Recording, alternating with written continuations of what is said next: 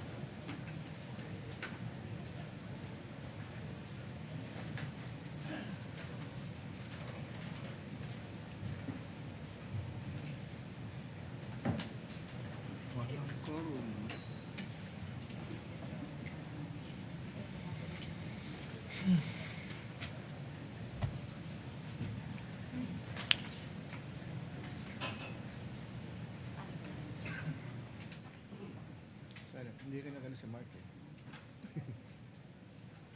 Nakalib daw sa RG. Ay, oo nga pala. Kaya nasa...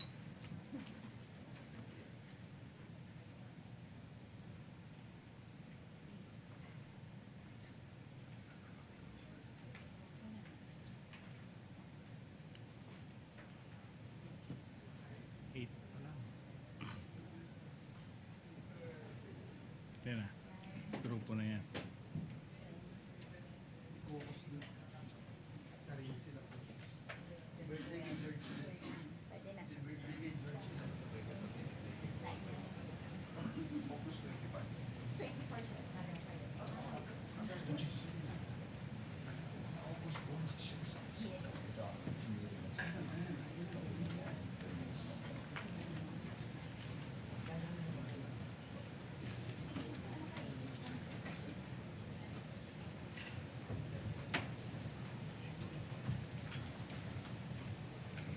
The Sergeant-at-Arms is directed to make a proclamation.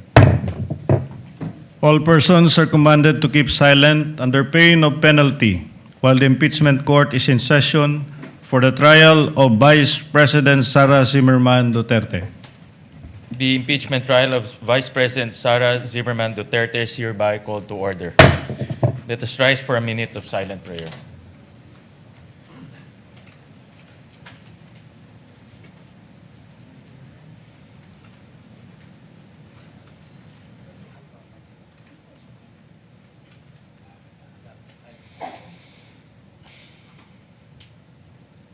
Amen. The clerk of court will now call the roll. Roll call of members. Senator Judge Aquino, Senator Judge Cayetano Alan, Senator Judge Cayetano Pia, Senator Judge De La Rosa, Senator Judge Ejercito, Senator Judge Estrada, Senator Judge Go, Senator Judge Ontiveros, Senator Judge Lacson, Senator Judge Lapid, Senator Judge Legarda, Senator Judge Marcoleta, Senator Judge Marcos, Senator Judge Padilla, Senator Judge Pangilinan, Senator Judge Soto III, Senator Judge Tulfo Erwin, Senator Judge Tulfo Rafi, Senator Judge Villanueva, Senator Judge Villar Camille, Senator Judge Villar Mark, Senator Judge Zubiri, the presiding officer, Senator Judge Escudero, the Senate President, Senator Judge Gatchalian. With 15 senator judges present, the chair declares the presence of a quorum. In accordance with the rules of procedure on impeachment trials, the chair now recognizes the duly elected presiding officer to preside over the proceedings of the impeachment court.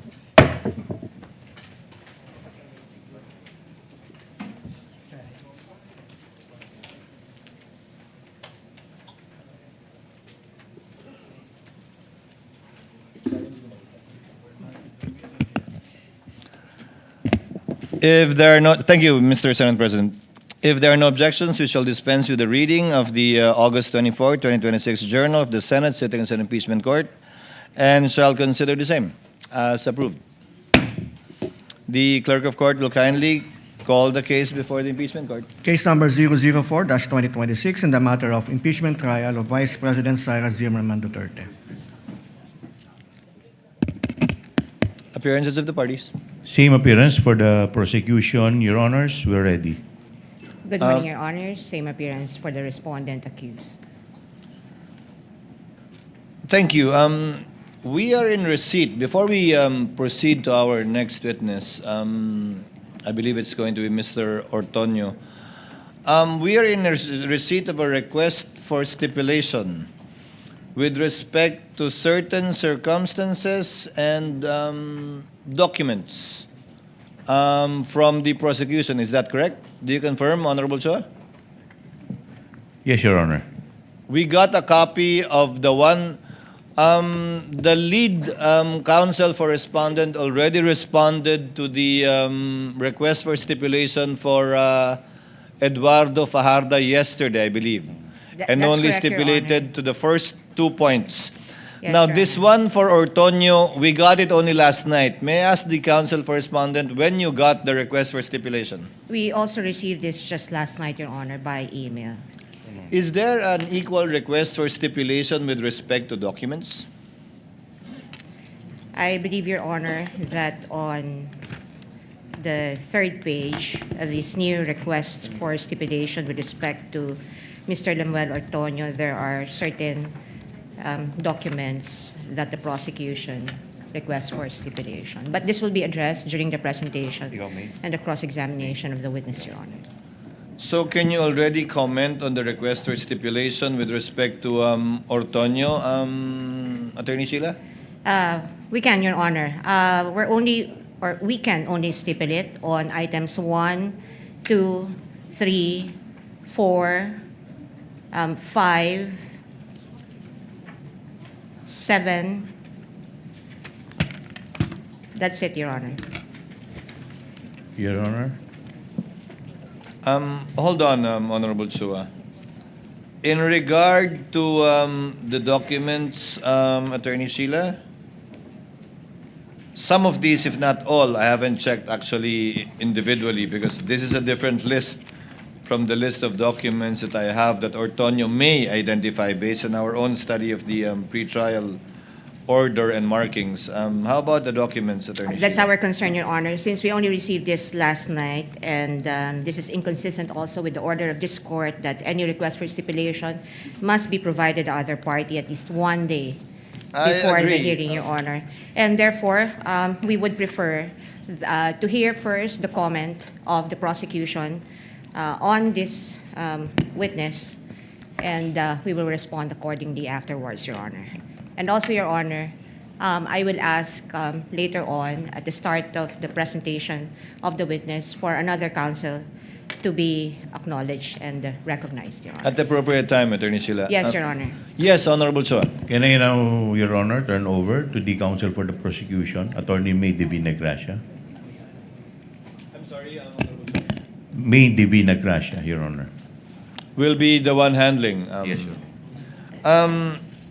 We're not yet there, counsel. I'm still at the point of trying to abbreviate the proceedings, at least with respect to the documents. And to give a shot at the counsel for respondents looking at the documents, how many are common documents or common exhibits? Because to the mind of the presiding officer, counsels, if it is a common exhibit, meaning marked by both parties separately, unless there is proof or allegation of fraud and or palpable mistake or absence of regularity, then it would have to be proven through the witness. However, absent that, the court can take it as already being authentic and its due execution having been established without need of proof through the identification of a witness.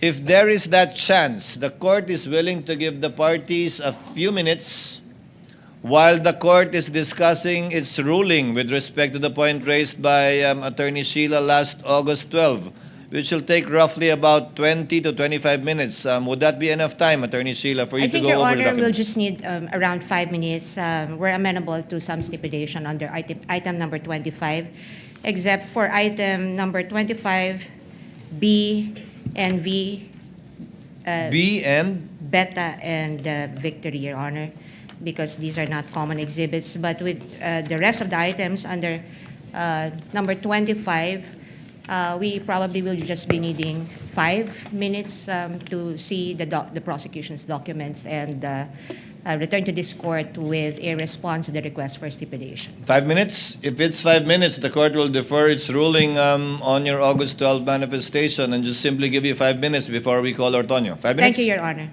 Okay, 5 minutes. Court declares a brief recess in order for the parties to be able to stipulate on the documents they will be presenting to the witness Ortonio to save on the court's time. Trial is in recess.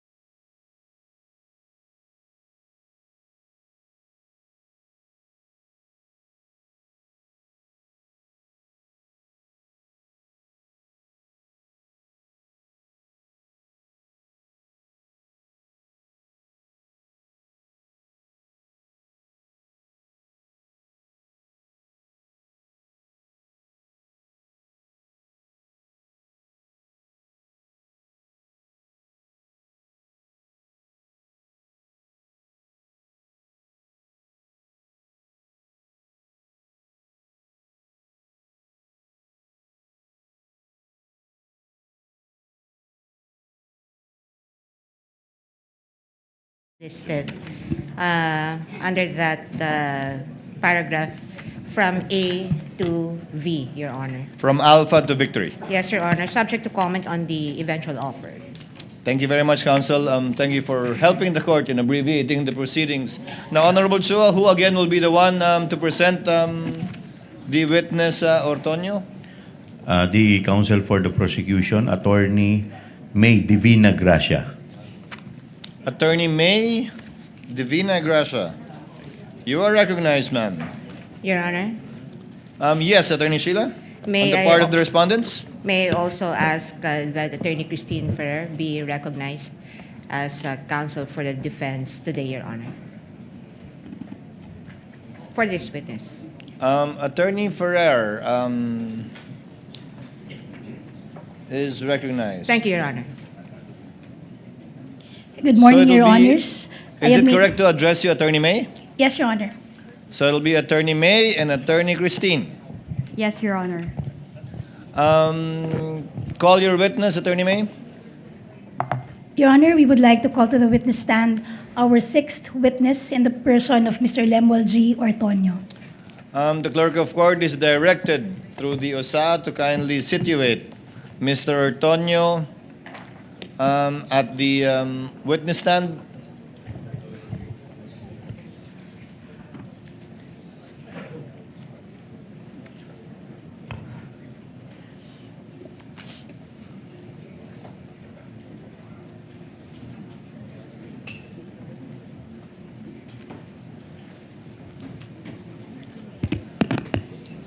The clerk of court is directed to administer the oath to the witness. Mr. Ortonio, please raise your right hand. You, Lemuel G. Ortonio, do swear that the evidence you shall give in the case now pending between the Philippines and Vice President Sara Duterte shall be the truth, the whole truth, and nothing but the truth. So help you God. Yes. Kindly place on the record, because it was inaudible, that the witness responded in the affirmative by saying yes. Attorney May, your witness for direct examination, kindly make the offer. Yes, Your Honor, but before we proceed to our offer, Your Honor, we would like to just read for the record the matters that were already stipulated on, Your Honor, for avoidance of doubt. You may do so, counsel. You may proceed. So, first, that the witness, Mr. Lemuel G. Ortonio, is the Assistant Secretary and Assistant Chief of Staff of the Office of the Vice President.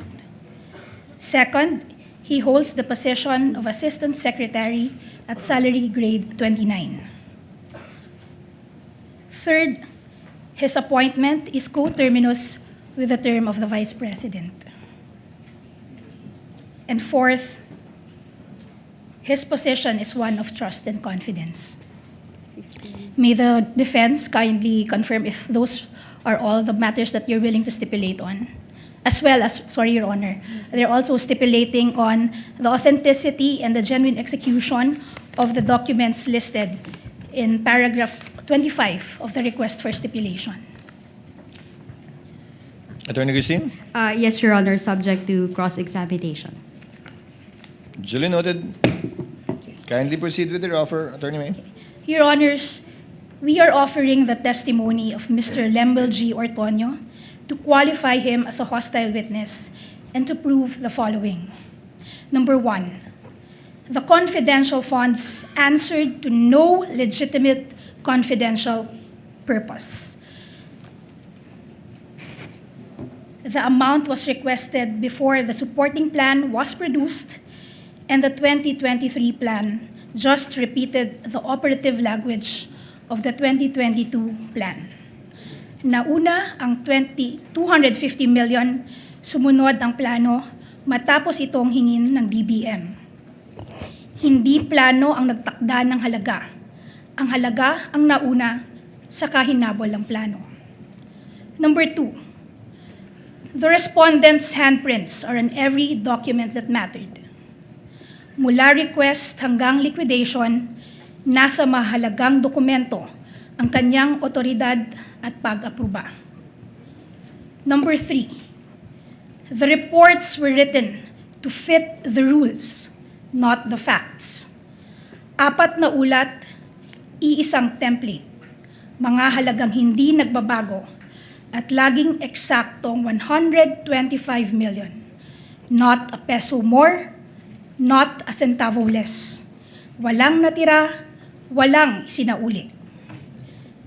Number 4, 5 days after COA questioned the medical and food aid item, the line disappeared while the report still totaled exactly 125 million. Kwinestyon ng Commission on Audit ang medical and food aid na may halagang 40 million, 42 million at 40 million sa tatlong unang accomplishment reports. Makalipas ang 5 araw, wala na ito sa huling accomplishment report. Pero 125 million pa rin ang kabuuan ng halaga. Number 5, in 2 years, not one area, not one operation was ever named. Daang-daang area ang iniulat, 500 million ang ginastos.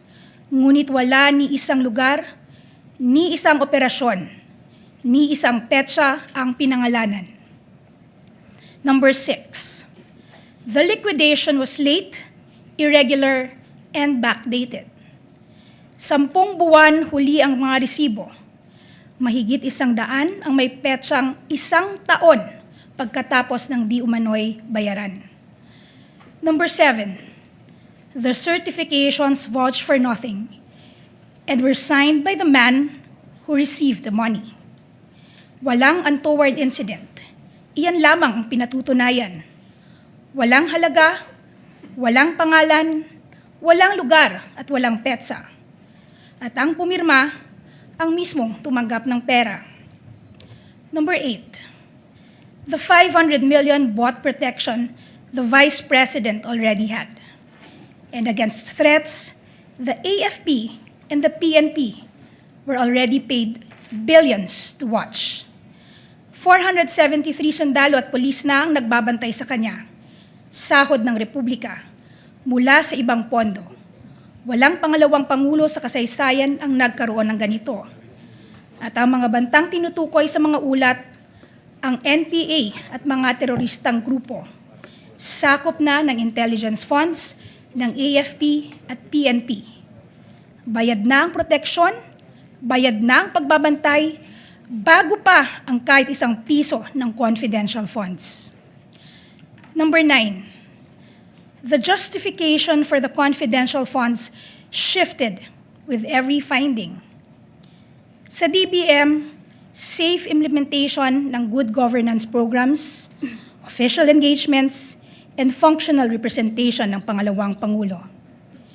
Sa mga plano, confidence building for good governance programs at pagsapit ng 2023 socio-economic program delivery. Sa mga certifications, surveillance and information gathering to prevent untoward incidents from transpiring. Sa protective intelligence operations reports, for intelligence gathering naman. Sa mga sagot sa audit observation memoranda at notice of suspension for surveillance activities to determine where best to implement the OVP's programs. 6 na bersyon, iisang pondo. Number 10, the officials knew, answered nothing. The man who says he knew nothing answered everything. Lahat ng sagot sa COA, pirma ng testigong ito, na ang sabi wala siyang personal na kaalaman.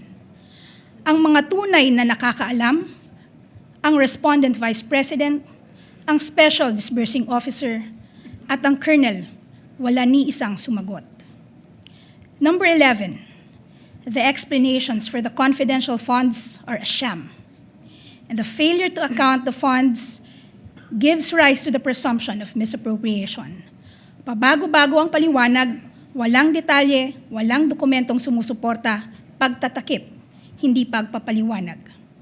At hanggang ngayon, hindi na-account ang 500 million ng bayan. Sa ganitong kabiguan, ang batas na mismo ang nagsasalita, prima facie, na ipinalalagay na ang pondo ay ginamit para sa sariling kapakanan. That would be all for Your Honor. Comment, Attorney Christine? Yes, Your Honor. We note that the 11 items that were mentioned by the prosecution are all conclusions of fact and law, Your Honor.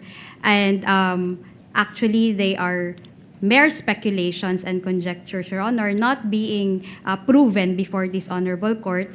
And they are all theories and, with all due respect, sound bites, Your Honor. Nevertheless, we will cross-examine the witness to verify the allegations or to disprove the allegations of the prosecution. If Thank I you. may They may be statements of fact or law, counsel, but that's what they seek to prove. Through this witness, hopefully, by declaring him as a hostile witness in due time. Duly noted, comment of the counsel for respondents noted. You may proceed with your direct examination, Attorney May.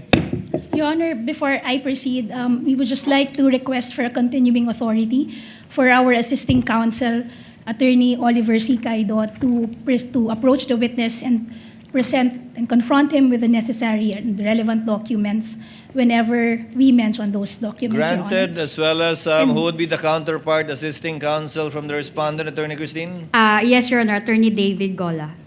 And Granted, also, insofar as both parties are concerned in regard to their respective assisting counsels who may approach the witness at any time during the direct and cross. and also, Your Honor, we request a similar continuing authority for us to flash on the screen the relevant documents when mentioned for the appreciation of this honorable court and of everyone, Your Honor. Granted likewise, including a similar grant rather with counsel for respondent should she desire to do so as well during her cross. Thank you, Your Honor. Okay. You Good may morning. proceed, counsel, when you're ready. Yes, Your Honor. Good morning, Mr. Ortonio. Good morning, ma'am. I'm Buntag. Good morning. Okay. Mr. Ortonio, naiintindihan ko po na ikaw ngayon ay nagsisilbing Assistant Secretary and Assistant Chief of Staff sa Office of the Vice President. Tama po ba? That's correct po. Okay. Kailan naman po kayo nagsimulang manungkulan bilang Assistant Secretary and Assistant Chief of Staff sa Office of the Vice President? I started working as the Assistant Secretary and Assistant Chief of Staff last July 2022. Okay. Now, Mr. Ortonio, at whose pleasure do you serve those positions? I report directly to the Vice President, Sara Duterte. Okay. And prior to becoming Assistant Secretary and Assistant Chief of Staff, saan naman po kayo nagtatrabaho kung meron man? I used to work with the city government of Davao as the head of the Human Resource Management Office. Noong time po na yon na nagsilbi kayo na head ng Human Resource Management, sino naman po ang mayor ng panahong iyon? The mayor at the time is the Vice President, Sara Duterte. And when did you serve as such, as head of the Human Resource Department of the city government of Davao City? I started working as the head of the Human Resource Management Office in 2018, starting 2018. Yes. And kanino naman po kayo nagre-report nung nanunungkulan kayo bilang head of the Human Resource Department? As the head of the Human Resource, as the department head, I report directly to the mayor and as well have reportorial duties to the city administrator. Okay. And prior to that, Mr. Ortonio, ano naman po ang inyong naging katungkulan kung meron man sa city government of Davao City? Prior to being the human resource head, I also headed the Davao City Investment Promotion Center.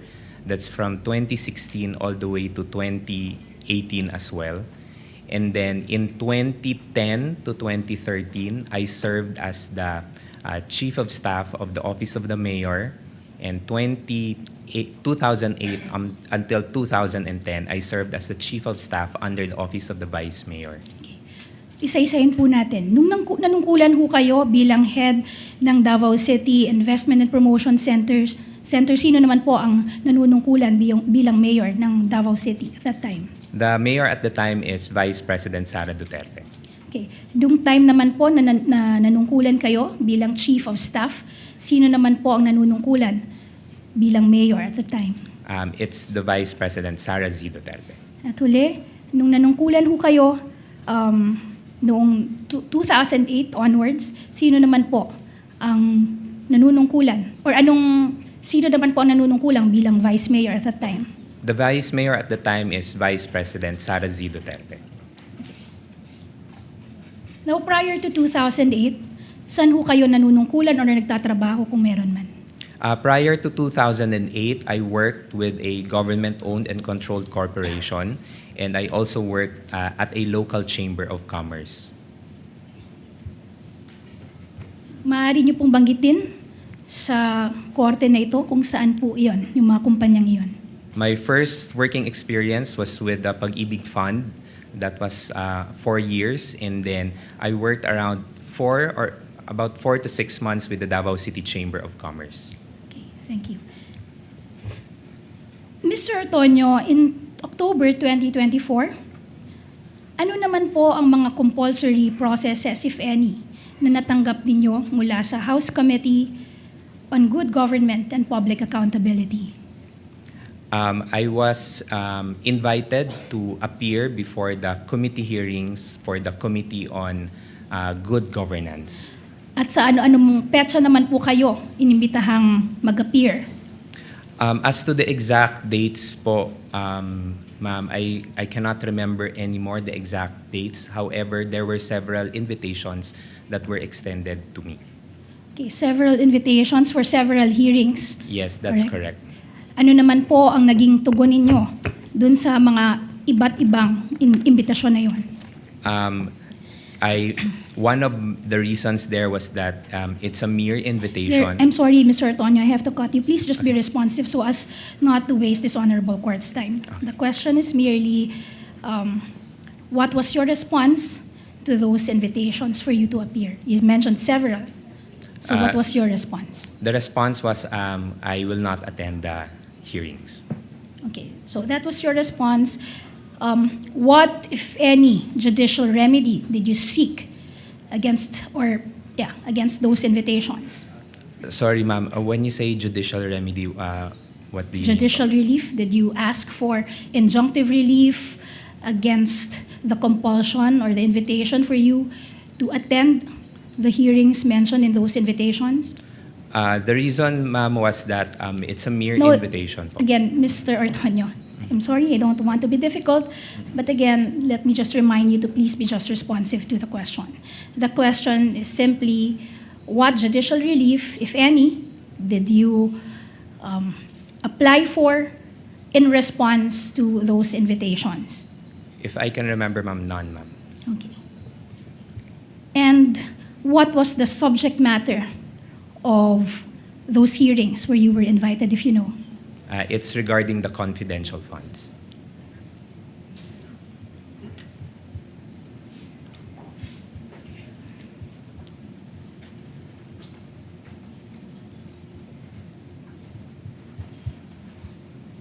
Okay.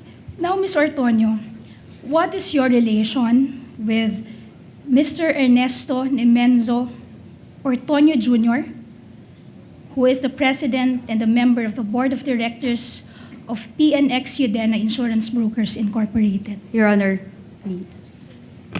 Attorney Christine? Relevance, Your Honor. It is very much relevant, Your Honor, because this would prove that this witness and the respondent move in the same social circle.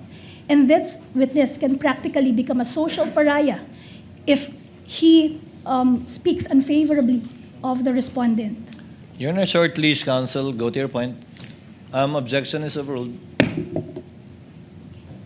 So, Mr. Ortonio, just to repeat the question, what is your relation with Mr. Ernesto Nemenzo Ortonio Jr., who is the president and a member of the board of directors of PNX Udena Insurance Brokers Incorporated? He is my father, po. Okay.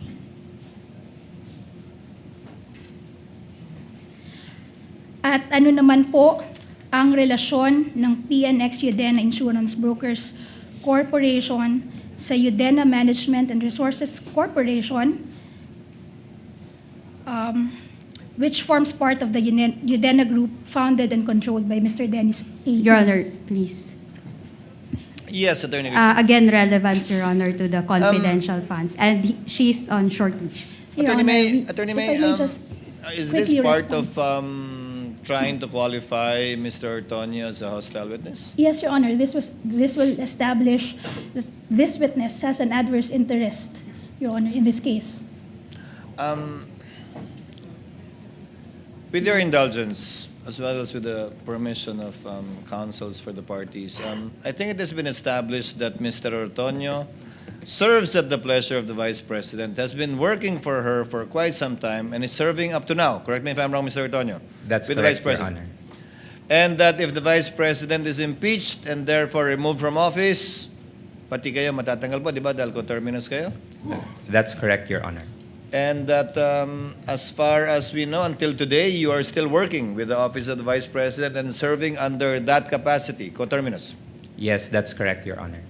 To abbreviate the proceedings, the court declares Mr. Ortonio as a hostile witness based on his adverse interest vis-a-vis the respondent and the prosecution, and that therefore counsel Attorney May can ask leading questions, but again, pursuant to the rules, may not ask misleading questions. You may proceed, ma'am, accordingly. Thank you, Your Honor.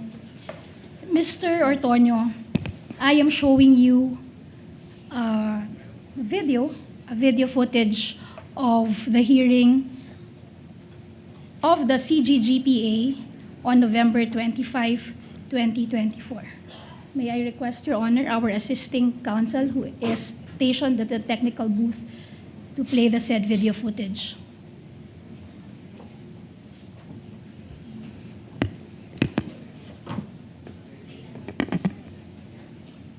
Continuing authority has been granted to counsels. You may proceed accordingly, counsel.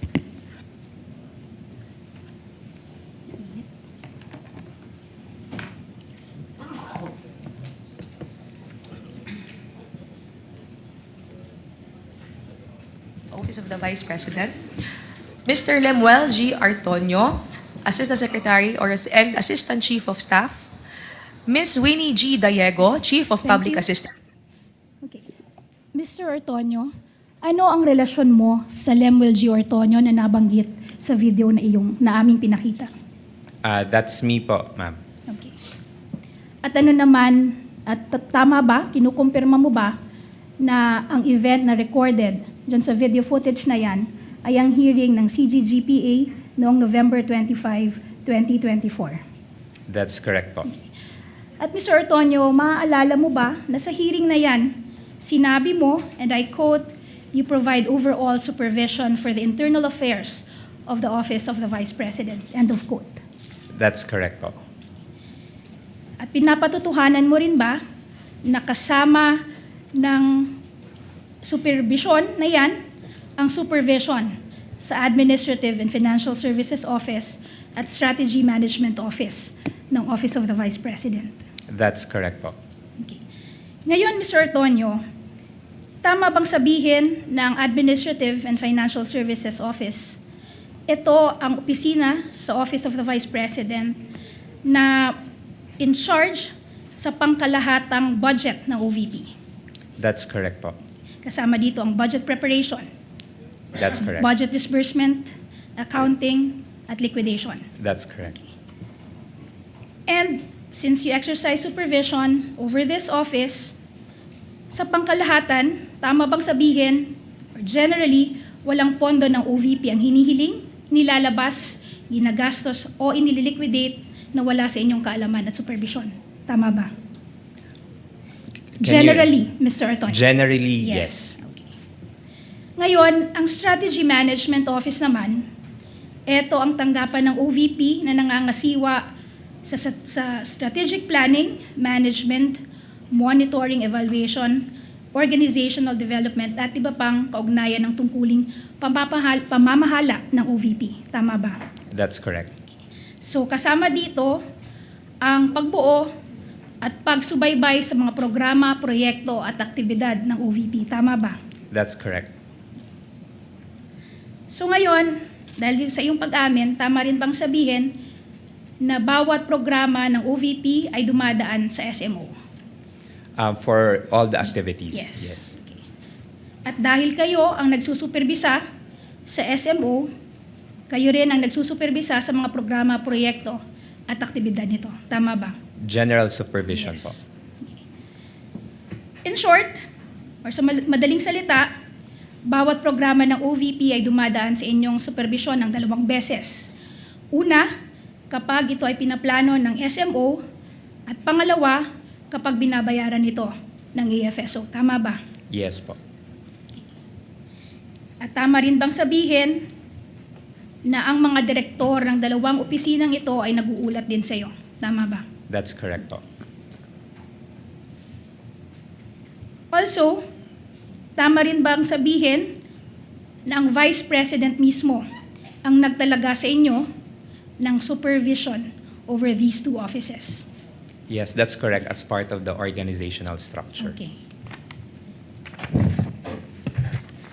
At tama rin bang sabihin na kaugnay ng inyong supervision sa SMO at AFSO, ang anumang direktibang natatanggap ninyo ay sa huli nagmumula sa Vice President?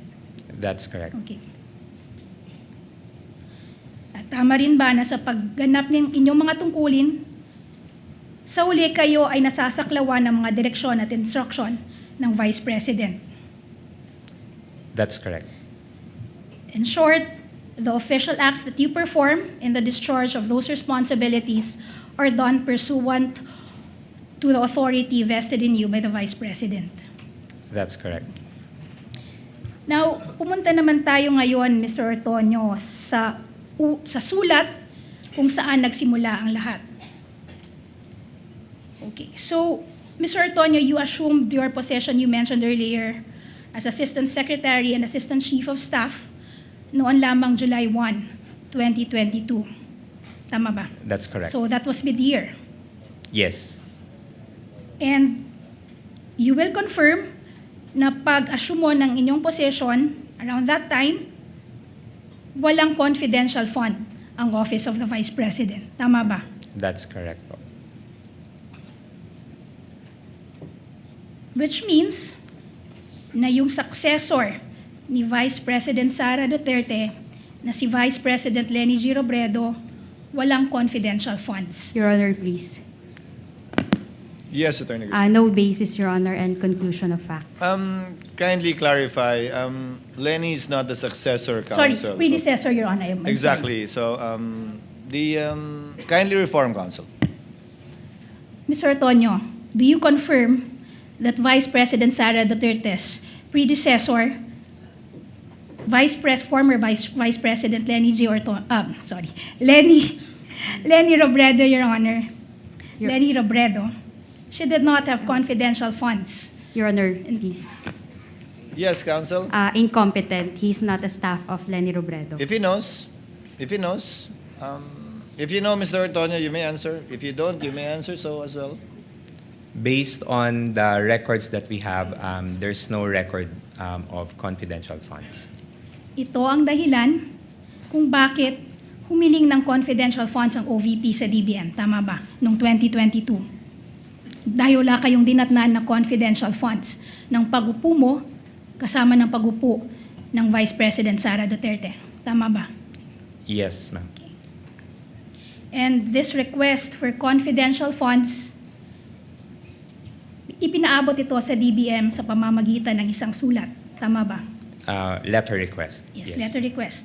Ngayon, I'm showing you Prosecution's Exhibit P-I-4-A dated August 22, 2022. Ito ang nabanggit mong letter request for confidential funds in 2022. Tama ba, Mr. Antonio?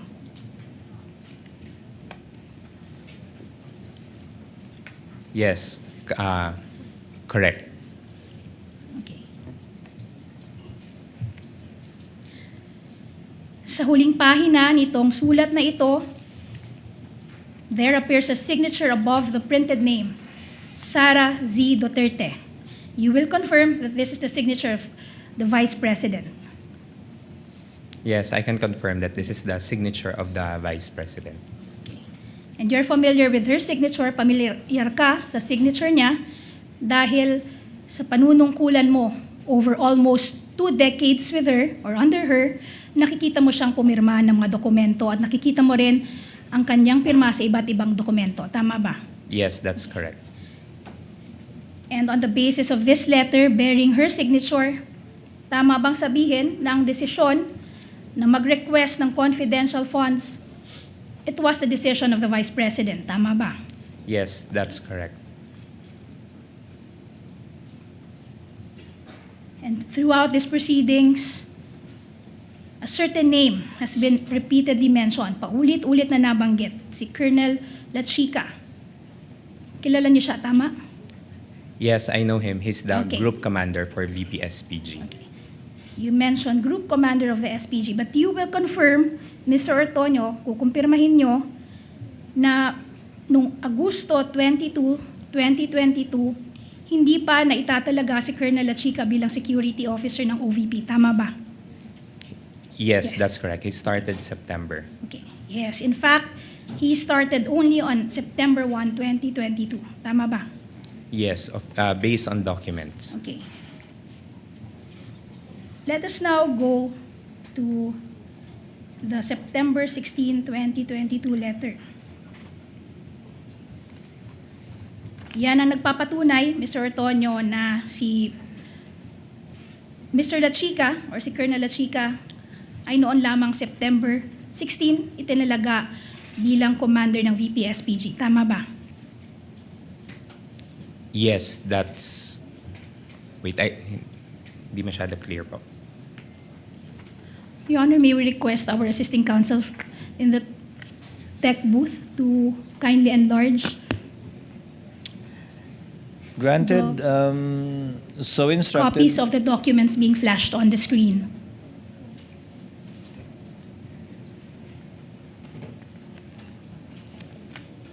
Sir, what's the question again, ma'am? Etong sa letter na ito, pinapatotohanan nito na si Colonel Lachica ay inappoint lamang o itinalaga lamang bilang commander ng VPSPG noon lamang September 16, 2022. Tama ba? Yes, for... Ma'am, I think the memorandum is the designation of Colonel Lachica Sorry, security as officer. security Yes, officer. security officer. As security officer, based on the document, Okay. yes. Now, balik tayo dun sa letter dated August 22, 2022. Dito sa letter na to, you will confirm that the OVP requested 4 items. 1, augmentation of financial assistance and subsidy.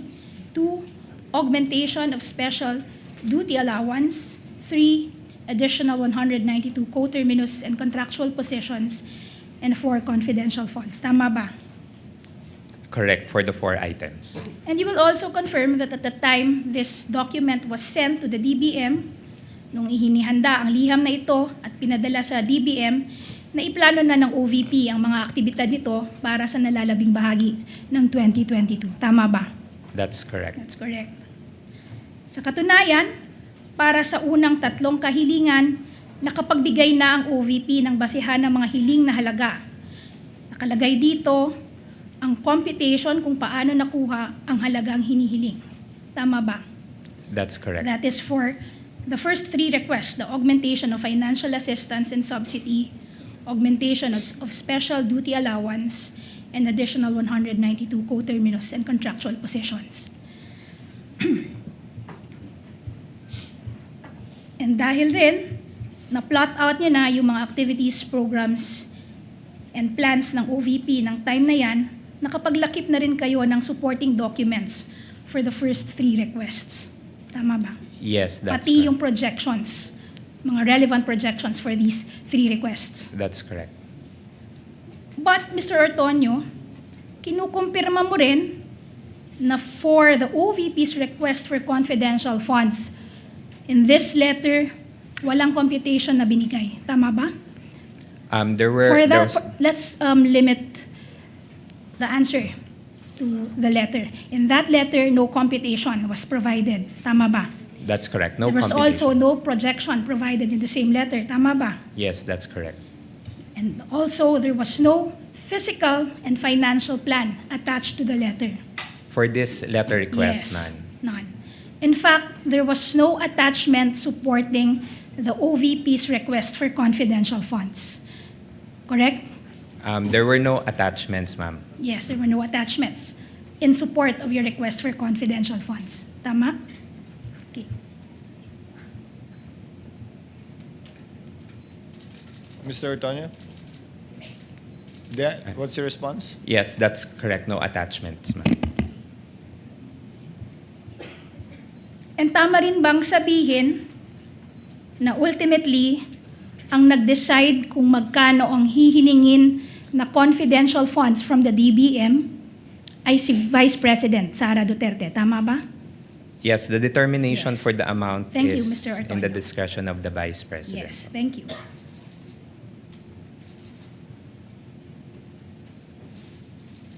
Now, going back to the letter, dahil wala kayong binigay na computation, projection, or supporting documents, ang tanging nilagay lamang ninyo sa request ay ang explanation kung bakit kayo humihingi ng request. Tama ba? That's Yes, correct. That's correct.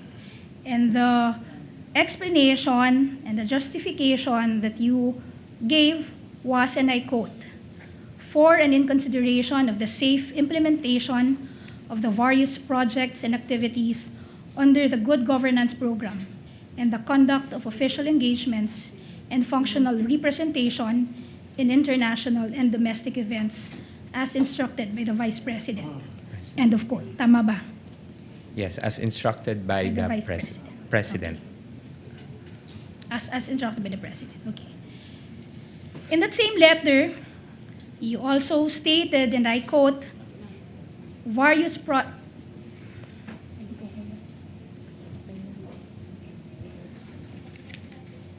you committed to formulate programs, projects, and activities relevant to national security and peace and order, and is devoted to implement said PPAs with proper security and safety protocols for the benefit of the institution through the OVP satellite offices, its partner stakeholders, and the general public, end of quote. Tama ba?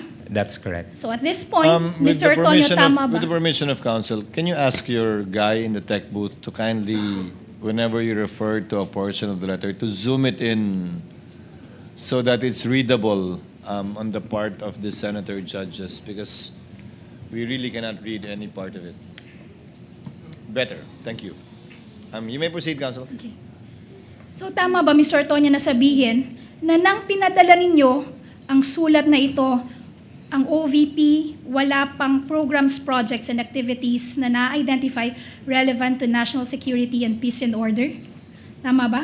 Dahil sabi dito sa letter, you just commit to formulate programs, projects, and activities relevant to national security and peace and order. So at that point, wala pa.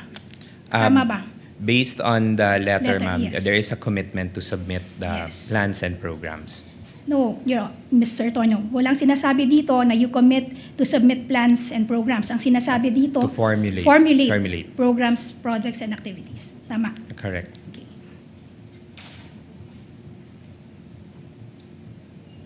And this is despite the fact na kanina inamin mo na nung pinadala niyo yung letter na to, more or less, na-identify niyo na yung mga plans, projects, and activities of the OVP for the remainder of 2022. Tama ba?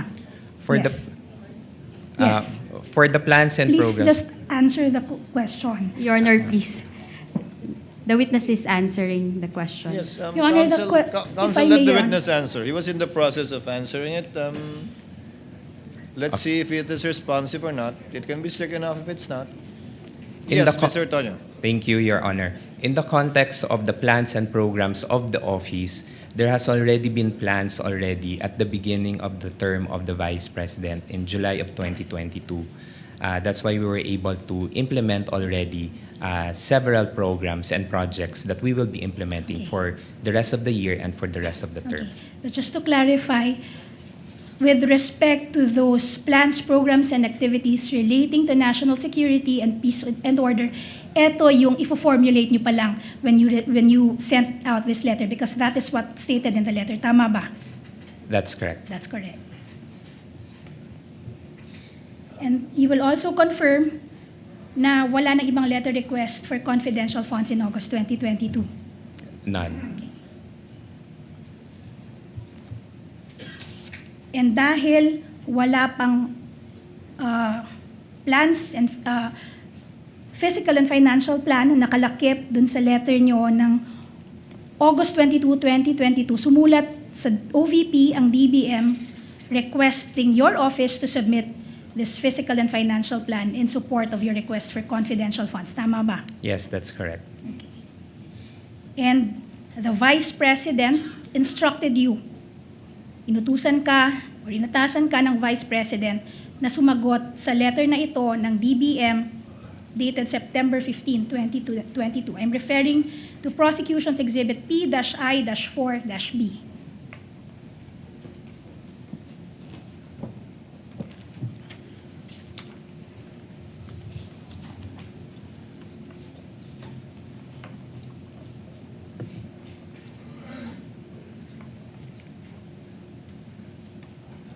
Yes, we are in receipt of this Okay. communication. At ikaw ang inatasan ng Vice President na sumagot sa letter na yan. Tama ba? As part of my duties as the Assistant Chief of Staff, I regularly respond to communication addressed to the office. Okay. But the Vice President knew very well that it was you who was responding to that letter of the DBM, correct? Yes, because as Okay. part of my Yes. duties po.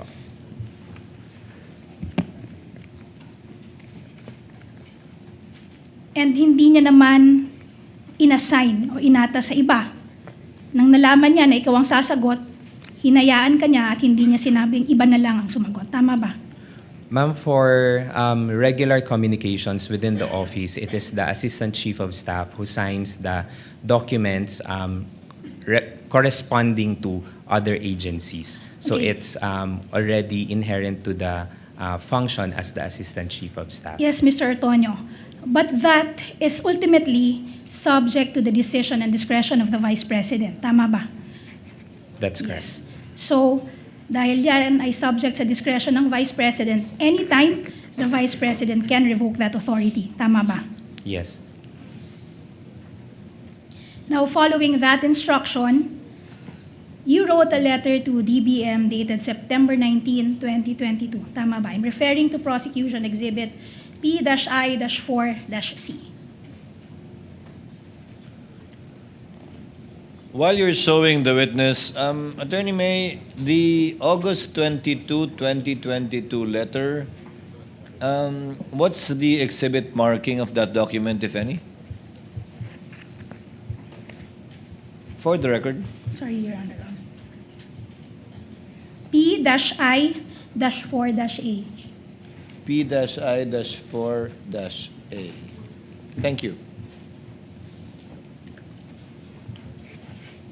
Witness may answer pertaining to the September 19, 2022 letter, if you're aware of it.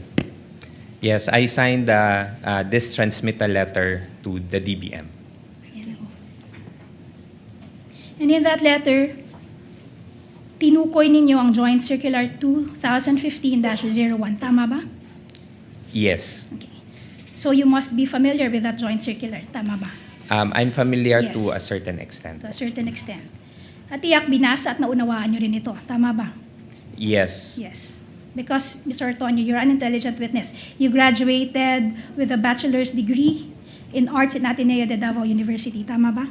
Communication arts. Communication Arts. You also have a Master's in Development program from the University of the Philippines. Yes, development communication. Development Communication. And another Master's of Arts in Psychology, is that correct? From Yes. Southville International School and Colleges. That's correct. And a diploma course from the Ateneo de Manila Center for Organization, Research and Development. That's correct.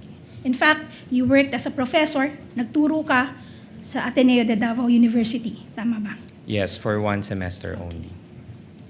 Now, going back to the letter, in that same letter, ipinadala nyo sa DBM ang physical and financial plan.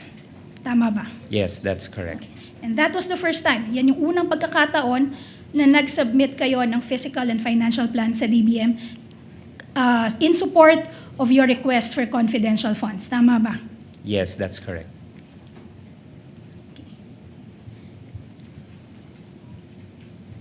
And also, of course, bago nyo isinubmit ang kopya ng physical and financial plan na yan, I'm sure, tiningnan at binasa nyo at inintindi nyo yung physical and financial plan. Tama ba?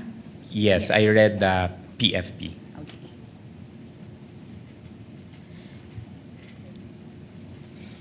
Your Honor, we would like to confront the witness with a physical and financial plan dated, bearing the date September 16, 2022, which is Prosecution's Exhibit P-I-4-A. Annex A. So this is an attachment to Exhibit P-I-4-A as Annex A.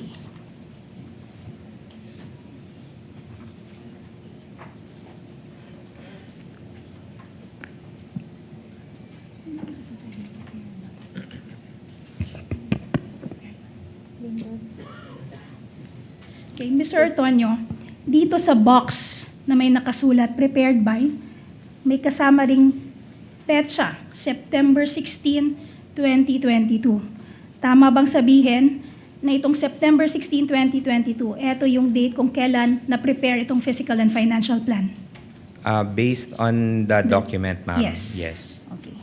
Ibig sabihin, nung nag-request kayo ng confidential fund in August 2022, wala pang nape-prepare na physical and financial plan.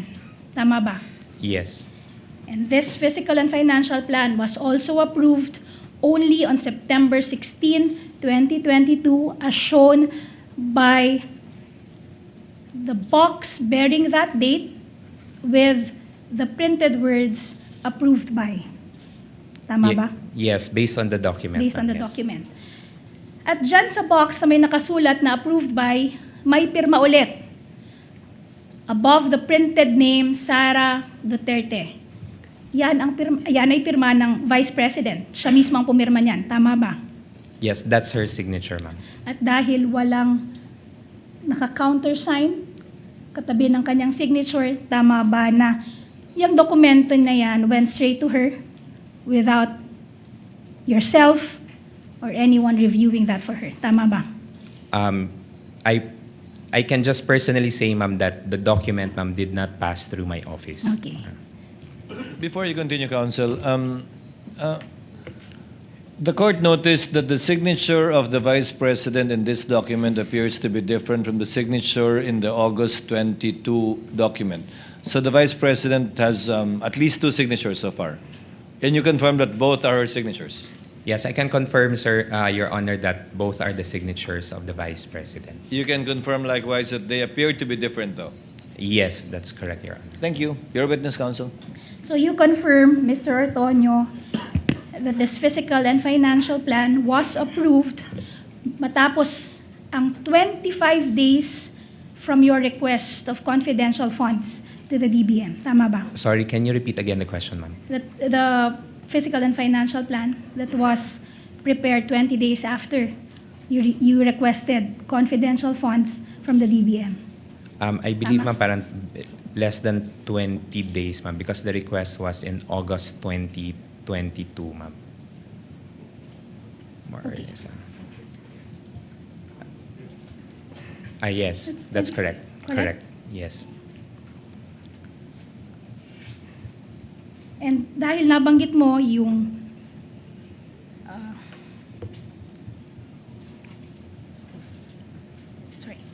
now, the physical and financial plan indicated the supposed PPAs for which the confidential fund was allotted. Tama ba?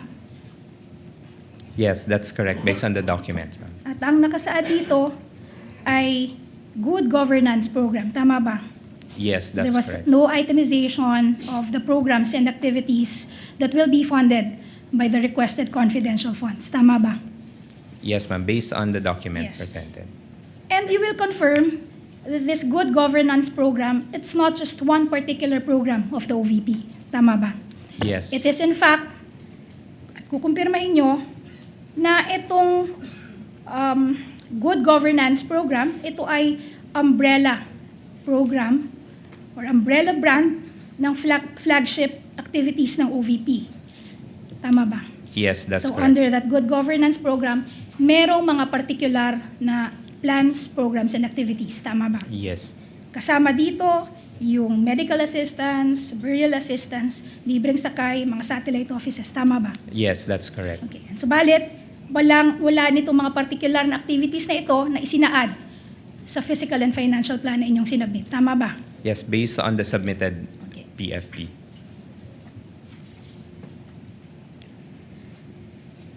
You will also confirm na etong flagship program na good governance program, ito ay pinupondohan na ng regular budget ng OVP sa ilalim ng General Appropriations Act. Tama ba?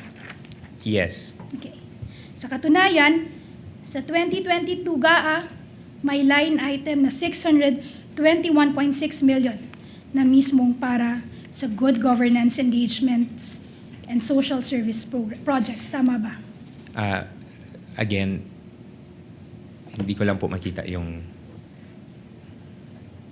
May we kindly request the tech booth to enlarge the image being flashed on the screen.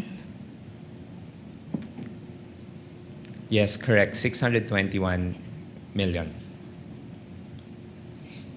Kanina, binasa ninyo na sa liham ng August 22, kasama bilang explanation para sa paghingi nyo ng confidential funds ang two other purposes. Ito yung official engagements at functional representation in international and domestic events. Tama ba? Naalala ninyo? Yes, that's included in the letter request. Subalit sa fiscal and financial plan, para sa huling quarter ng 2022, tinanggal na itong dalawang additional items na to. Tama ba? Natira na lamang yung good governance program. Based on the document, ma'am, that was submitted. At ang dahilan nito, you will confirm na itong dalawang programs nito, hindi to allowed under the joint circular that you cited in your September 19, 2022 letter. Tama ba? As to the specifics of for these two items, ma'am, I cannot answer. Okay. Yes, ma'am. Thank you. Now, punta naman tayo sa 2023 Fiscal and Financial Plan. You will confirm na bilang Assistant Secretary at Assistant Chief of Staff ng OVP, pamilyar din kayo dito sa 2023 Fiscal and Financial Plan. I was able to see it, ma'am. Yes. In fact, isa sa mga signatories dito sa Fiscal and Financial Plan na ito ay si Ms. Rosalyn Sanchez. Tama ba? Again, may we request the tech booth to enlarge the document being flashed on the screen. Yes, ma'am. Correct. At itong si Ms. Rosalyn Sanchez, siya naman ang director ng AFSO. Yes. Nasabi mo, nagre-report din sa'yo. Tama Directly ba? to me, Okay. yes, Now, going back to that fiscal and financial plan, you will confirm that the expected outcome, fiscal targets, budget for the 4 quarters of 2023 na sinulat dito are just verbatim reproductions of the expected outcome, fiscal targets, and budget in the 2022 fiscal and financial plans. In short, yung expected outcome, fiscal targets, at budget para sa 4 na quarter na nakasaad dito sa 2023 fiscal and financial plan, salitang kinopya ang expected outcome, fiscal targets, at budget sa 2022 fiscal and financial plans. Tama ba? Based on the document, ma'am, it Yes. has the same content, ma'am. Ang tanging pagkakaiba lamang ay ang nakasaad na physical activities and projects. Dito sa 2023 Fiscal and Financial Plan, ang nakasaad na PPA ay Socio-Economic Program and Delivery. Tama ba? Yes, that's But he will correct. also confirm that like the Good Governance Program, yung Socio-Economic Program Delivery, hindi rin ito isang partikular na programa. This is just an umbrella brand for the flagship programs of the OVP for 2023. Tama ba? Yes, that's correct. Sa ilalim niyan, merong mga partikular din na programa, individual and particular projects. Tama ba? Yes, that's Ngunit correct. wala kahit anuman dito sa mga particular programs na ito ang isinaad nyo o nilagay nyo sa Fiscal and Financial Plan of 2023. Tama ba? Based on the documents that's presented, ma'am. Yes. At tulad ng 2022 Fiscal and Financial Plan, etong 2023 Fiscal and Financial Plan ay personal ding inaprubahan ng Vice President. Tama ba? Yes, it has the signature of the Vice President. And again, dahil walang counter-signature sa katabi ng kanyang pangalan, tama rin bang sabihin na hindi rin ito dumaan sa inyong opisina? No, it did not pass through my office. But generally, Mr. Ortonio, dahil kayo nga yung nangangasiwa or nag-exercise ng general supervision over the SMO as well as the AFSO, generally, walang documents ng OVP na hindi dumadaan sa office niya. Tama ba? Generally po, ma'am. Yes.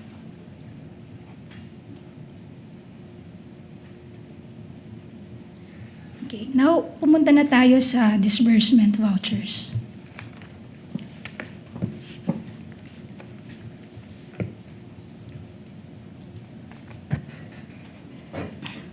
Okay, Mr. Ortonio, dahil ikaw ay naging kawanina ng gobyerno for almost 2 decades, you would know na walang pondo ng publiko or pera ng bayan ang maaaring bayaran maliban kung suportado ng disbursement voucher. Tama ba?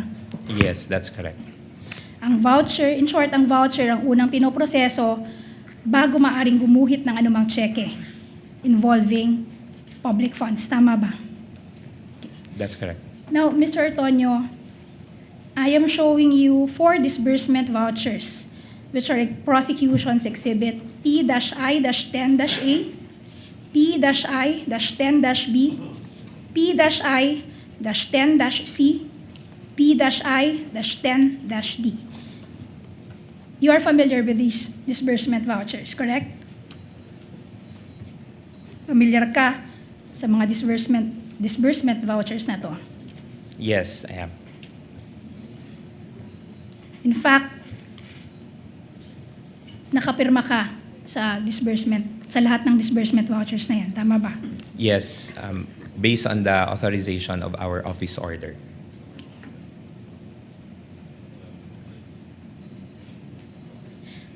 At ang inyong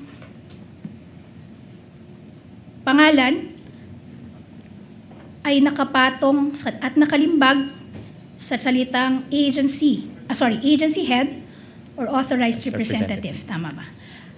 Ang agency head na tinutukoy dito ay walang iba kundi si Vice President Duterte. Tama ba? Yes, that's correct.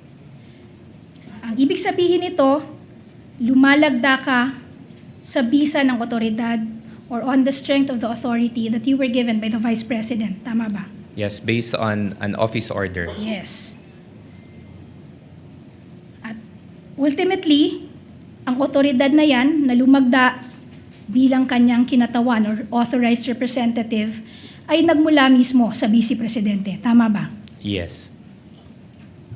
Ngayon, ang inyong lagda ay nasa loob ng kahong approved for payment. You will Yes. confirm ang ibig sabihin nito na ang paglagda ninyo or sa paglagda ninyo, inaprubahan ninyo ang pagbayad or pag-withdraw ng confidential funds para sa 2022 at 2023. Tama ba? Yes, that's correct. At dahil lumagda kayo bilang authorized representative ng Vice President, ang pag-aproba mong iyon ay ibinigay din sa bisa ng otoridad ng Vice President. Tama ba? Yes, based po sa isang office order. Okay. So in short, it is as if it was the Vice President herself who was giving that approval to release those funds referred to in those disbursement vouchers. Tama ba? As authorized po. As authorized, yes. So, in short, Vice President nga, in short, Vice President approved the release of those, effectively, the Vice President approved the release of the funds referred to in those disbursement vouchers. Your Honor, Tama ba? Your Honor, please, asked and answered already. As Your Honor, authorized. The reason I have to make a follow-up question is that the answer of this witness was not responsive. I was asking whether it meant effectively that the Vice President herself approved the release of the funds referred to in that disbursement voucher. But the answer of the respondent was that it was authorized by her. So I want a categorical statement, Your Honor, from this witness. I'll allow it in the meantime, counsel. Witness may answer. Yes po, as authorized po. Yes.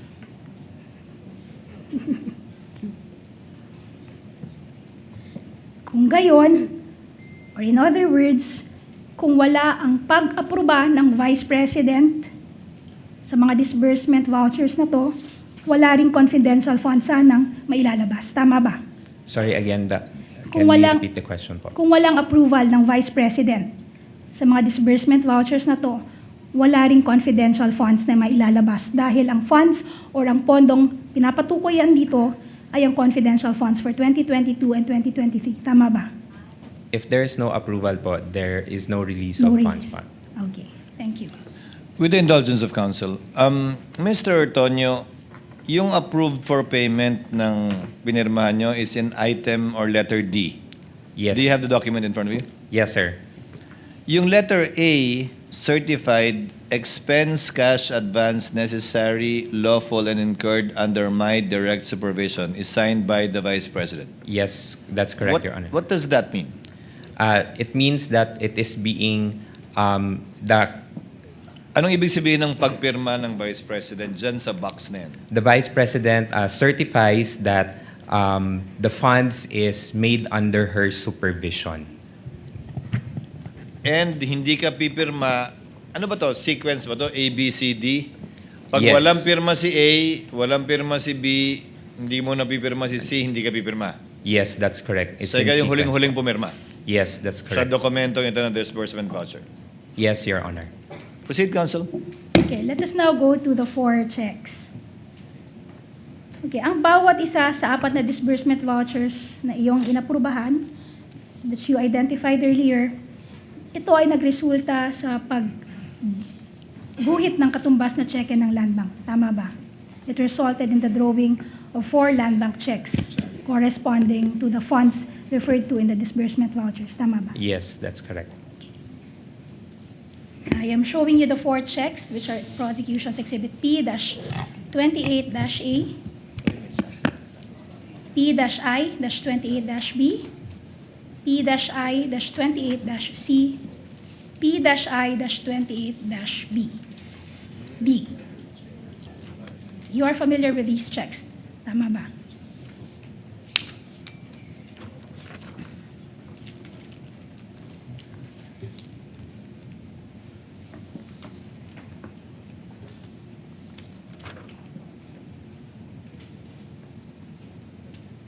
Yes, ma'am, I'm familiar with the checks being presented.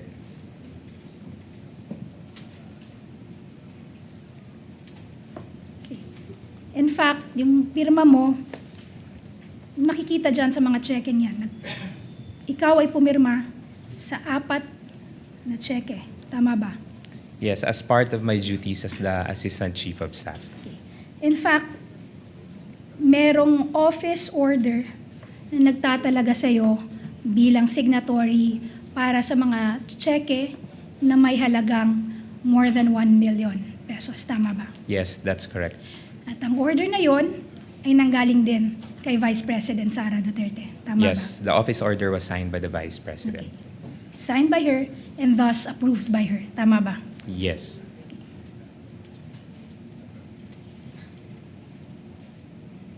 Ngayon, you will confirm na kasama ka sa pag-encash ng mga checking ito. Tama ba? Yes, I can confirm. In fact, ikaw lang ang kasama ni Ms. Gina Acosta nang i-encash mismo ito sa Land Bank Shaw Boulevard branch. Tama ba? Yes, when she requested me to accompany her. Okay. So you must be familiar with the Land Bank Shaw Boulevard branch. Yes. Tama ba? At ito, Land Bank Shaw Boulevard branch ay matatagpuan sa Beacon Plaza, Shaw Boulevard, kanto ng Ideal Street, Mandaluyong City. Tama ba? Yes, that's correct. Na ipinapakita ko sa iyo ang isang litrato Your Honor, may we request the tech booth to flash the photo on the screen. Instructed.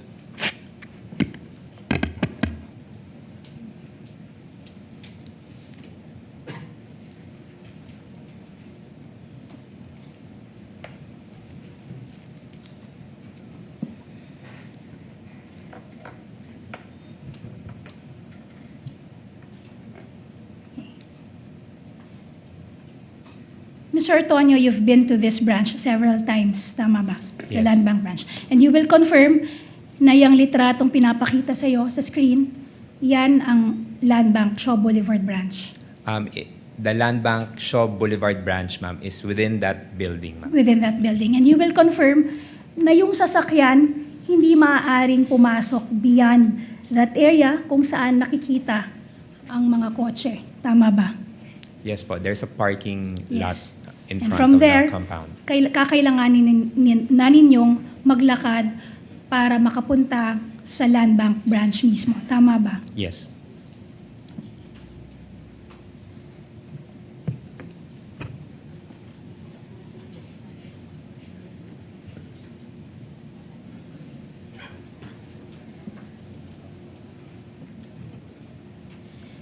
And just to clarify, Mr. Antonio, in all 4 instances of encashment, sa 4 na encashment ng 4 na cheque, ikaw lamang ang kasama ni Miss Gina Acosta na mag-encash at mag-withdraw ng pondo. Tama ba? Yes, that's correct.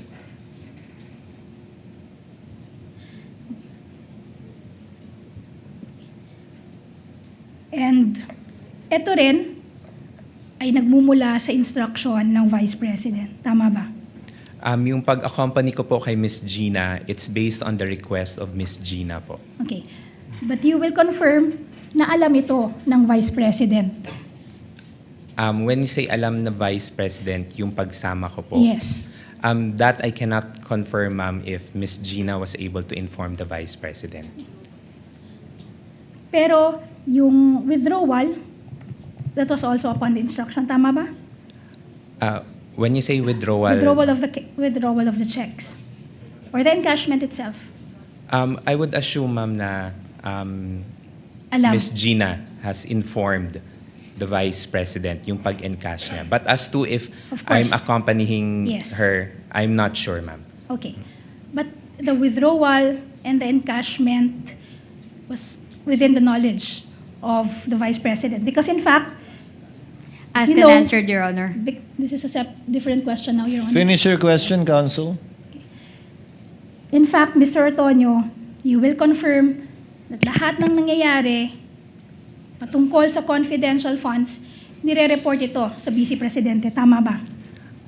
Again, Vague, Your Honor. How is Objection. that vague, Your Honor? Kindly reform and be more specific, counsel. Okay. Are you just asking about the fact that Mr. Ortonio accompanied Gina on all 4 occasions? Kung alam ng BC yan? No, Your Honor, I'm referring to all matters pertaining to the confidential funds. Vague, These Your are Honor. reported to the Vice President and reported to and or instructed by the Vice President. Then that would be vague, counsel. Kindly be more specific. Kasi dininay niya na kanina kung he said he doesn't know if the Vice President knew that he would accompany Gina. Kindly be more specific. You can ask the witness. He's intelligent enough. Ask him specific questions, counsel. I will park that for now, Your Honor. I will You go can back move to on that. then. Okay. Now let's go to the audit observation memorandum, Mr. Antonio. You will confirm that you are familiar with this audit observation memoranda. I'm referring Yes. to Prosecution's Exhibit P-I-12-B, P-I-12-A, P-I-12-E, P-I-12-I.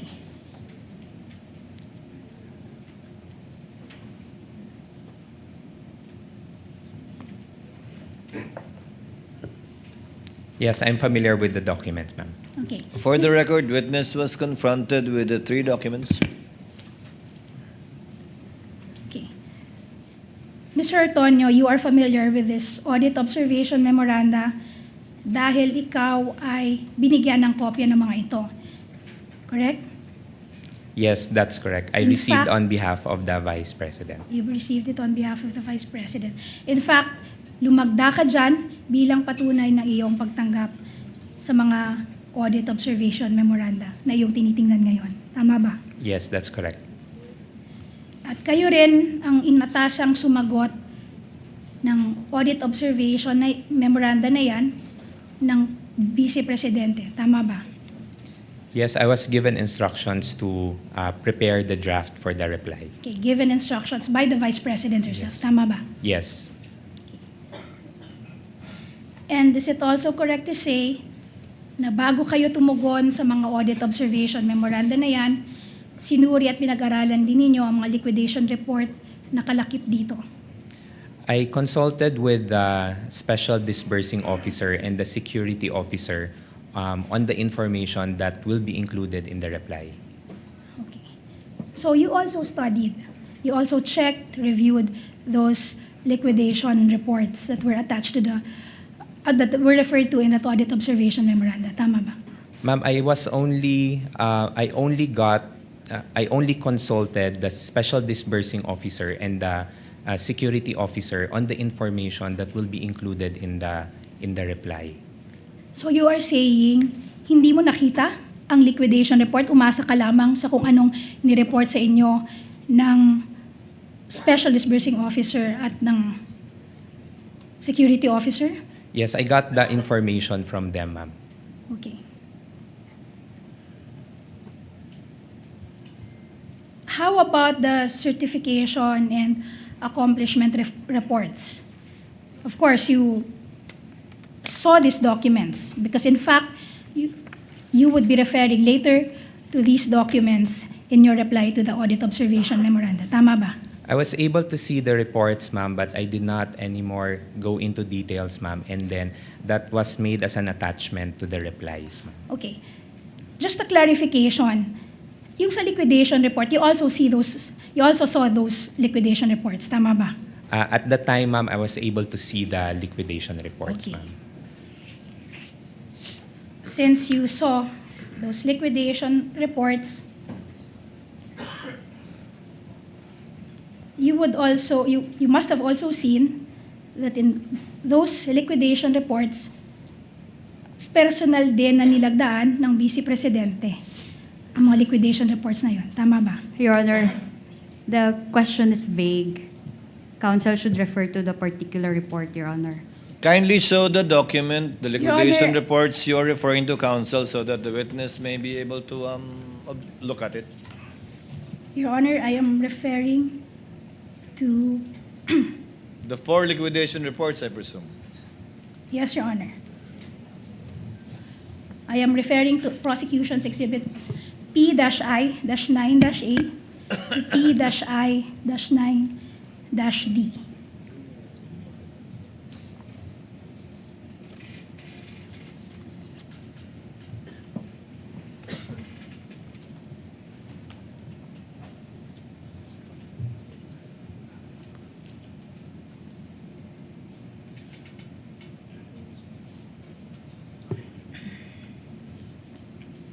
At the time, ma'am, I was able to just see it, ma'am, physically, but I was not able to review it, ma'am. Okay, but you will confirm that that those liquidation reports all were signed by the Vice President, correct? Yes, based on the document, ma'am, it has the signature of the Vice President. Let's go to the certifications attached to the liquidation reports, which are prosecution's exhibit P-I-6-A to P-I-6-D again. Can you please kindly refer to the certification?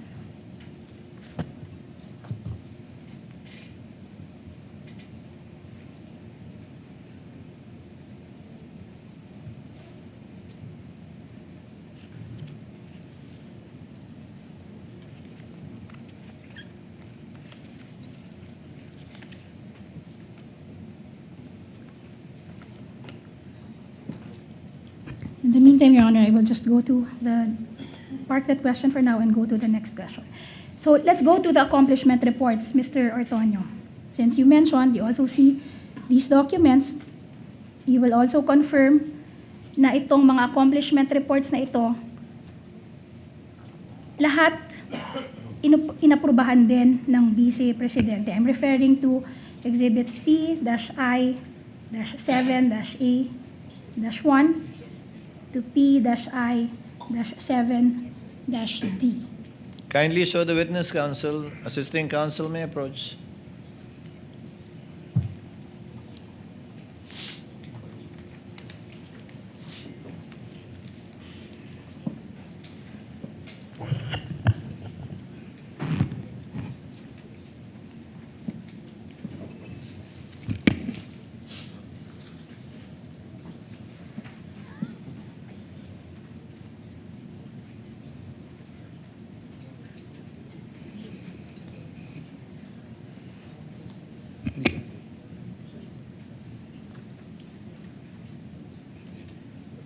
I was able to see, ma'am, but I did not scrutinize anymore, ma'am. You did not scrutinize.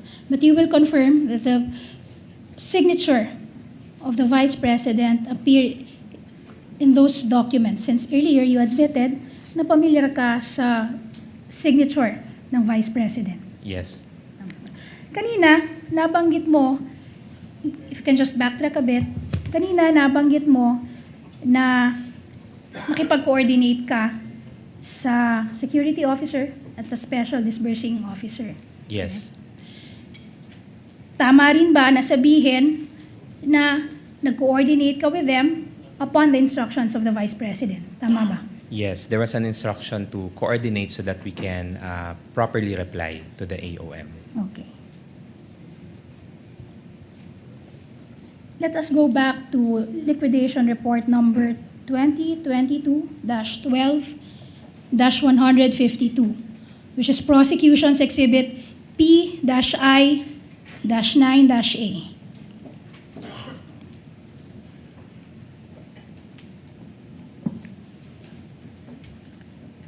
And you will confirm that based on this document, ang buong 125 million na confidential funds ay lubusang naubos pagsapit ng December 31, 2022. Tama ba?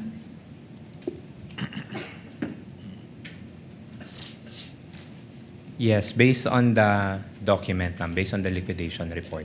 And since in-encash nyo ang mga cheque or ang cheque pertaining to this fund, confidential fund, noon lamang December 20, 2022, tama bang sabihin na yung pondo ay na-disburse sa loob lamang ng 11 days? Tama ba?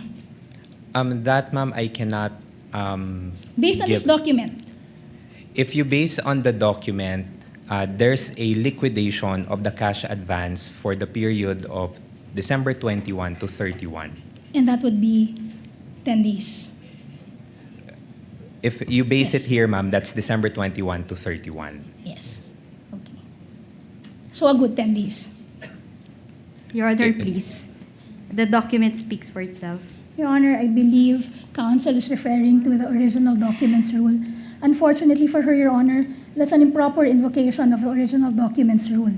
The original documents rule does not bar questions relating to the document. What it simply prohibits is the substitution of the testimony of the witness for the document without producing the original of said document. Your Honor, the original of this document was presented to this honorable court as early as the pretrial conference of this case, Your Honor. We will allow it subject to the parameters that they cannot change what's contained in the document, but he may Your be Honor. questioned with respect to his understanding and appreciation of the document. Yes, Your Honor, Attorney quick Christine? reply. Because the witness was asked to interpret the document, Your Honor, and the contents of the document. I wasn't asking, Your Honor. It's by simple arithmetic, No, Your Your Honor. She was referring to the contents of the With all due document. respect, Your Honor, if I can just make a brief reply to the manifestation, Your Honor. Yes, counsel, briefly. Yes, I wasn't asking, Your Honor, this witness to interpret the document by simple arithmetic, Your Honor, this witness can easily come up with a number of days within which, and just by looking at the document, this witness can easily come up and say the number of days within which the 125 million was spent and disbursed, Your Honor.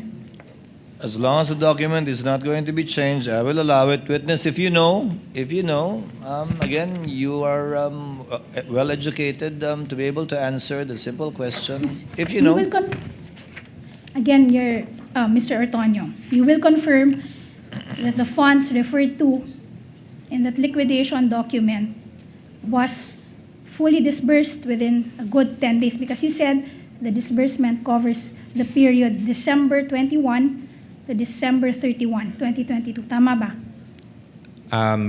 Based on computation, ma'am, it's actually 11 Sorry, days. 11 days.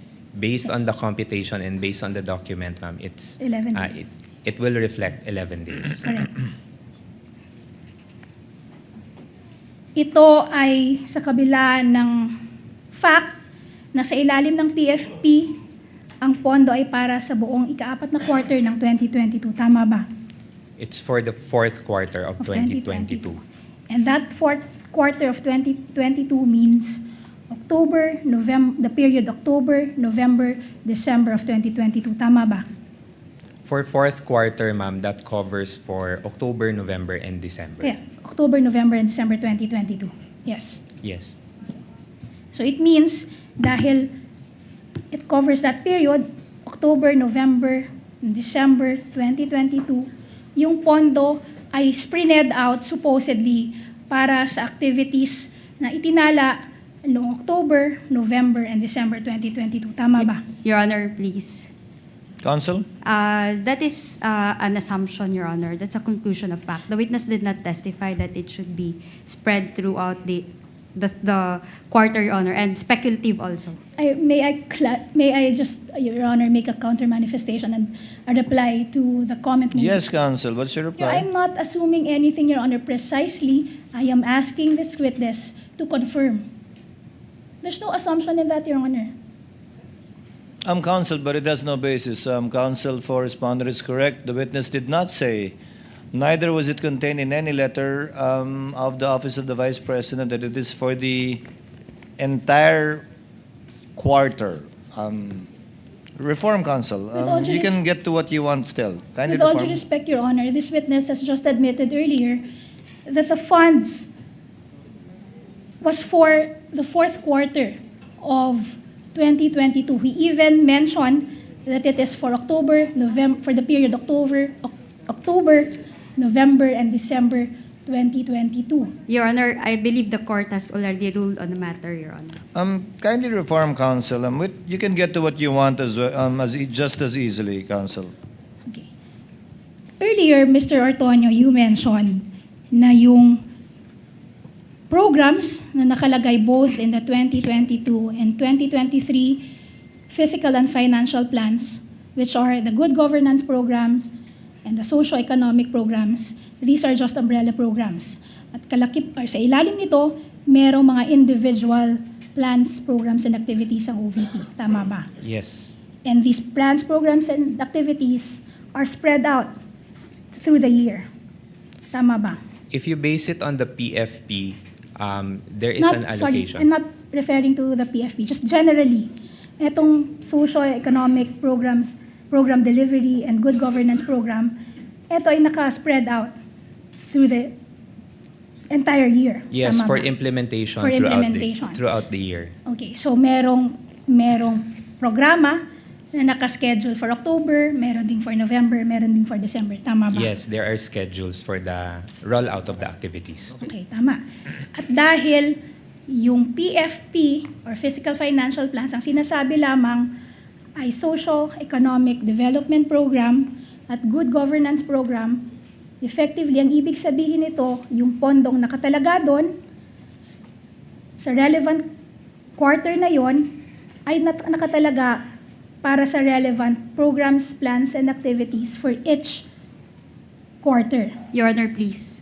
Can the council show what particular PFP she's referring to, Your Honor? Your Honor, may we request our assisting counsel to furnish You may do the so. witness with both PFPs, Your Honor, for the 2022 and 2023 PFP. So just for clarity, let's just go to The the 2022. PFP for 2022. Yes. Okay. May nakalagay dyan sa PAP's Good Governance Program. Tama ba? Yes, that's Ang correct. sinasabi mo kanina, yung Good Governance Program na yan, hindi yan isang partikular na programa lamang. Merong mga flagship programs under that Good Governance Programs. Tama ba? Yes, that's correct. And for every month, for the remaining quarter of 2022, meaning October, November, and December, meron diyang mga nakatalang activities, plans, and programs falling under the Good Governance Programs. Tama ba? Yes, under the Good Governance Yes, Program. under the Good Governance Programs. At nakalagay din dyan na yung halagang 125 million ay para sa quarter 4 of 2022, meaning that is the period October, November, and December 2022. Tama ba? This for the subject na confidential funds. Yes, for the Yes. confidential funds. Yes. Tama rin bang sabihin na presumably, yung October, November, and December, merong mga activities for which the confidential funds would answer to, Your Honor, or would please. answer for. Tama ba? Your Honor, please. Attorney Christine? Your Honor, she's asking for an opinion. We note that the witness is not even the one who prepared this PFP, Your Honor. And counsel also stated, presumably, Your Honor. So that's asking for an opinion. Wait, if I may just... With the indulgence of counsels, so that we can get somewhere before we break for lunch. Mr. Ortonio, yung PAP po ninyo at yung request nyo sa confidential funds sa huling quarter ng 2022, ang plano nyo sana para sa buong huling quarter ng 2022. Your Honor, if you will base, number one po, because I did not participate in the preparation of the PFP. So in terms of the details of the implementation for the confidential funds, I may not be able to properly Hindi pa po answer. natin pinag-uusapan na implementasyon. Pinag-uusapan po natin nung nag-submit kayo ng plano para manghingi ng confidential fund at ikaw yung pumirma nun para sa last quarter. Kaya lang, as we all know, late na na-release yung pera, hindi ba? Yes, based on the PFPs, Your Honor, it's as indicated here, it's for October to December. Yes, para sa last quarter nga ng 2022. 22. Kailan na-release yung pera? Kailan mo withdraw? December 21? The SARO was released December 30, and then the withdrawal was made December 20. December 20. Yes. Tapos in-implement nyo hanggang December 31. Based on the documents, Your Honor, the activities were implemented until December 21. 31. 31, sorry, until December 31. Now, I'll go a step further, Counsel. Ba't ba kailangan madaliin yan? Hindi ba ang budget good for two years? As you very well know, given your position in the Office of the Vice President, the budget, the GAA, is good for 2 years anyway. So why was there a need to implement it within the year? Because, Your Honor, the request was made for the specific year, which is 2022. At dahil nga yung plano nyo is for the last quarter of 2022. Yes, Your Honor. Your witness, Counsel? Okay, just follow through, Your Honor, Of with the course, question made by the presiding officer. So just to clarify, dahil nakasaad dyan na yung confidential funds of 125 million for 2022 is for the last quarter, meaning for October, November, and December. Nakalaan yan para sa activities under the Good Governance Programs ng OVP for October, November, and December. Tama ba? Yes, based on the Based on the PFP. document. Okay.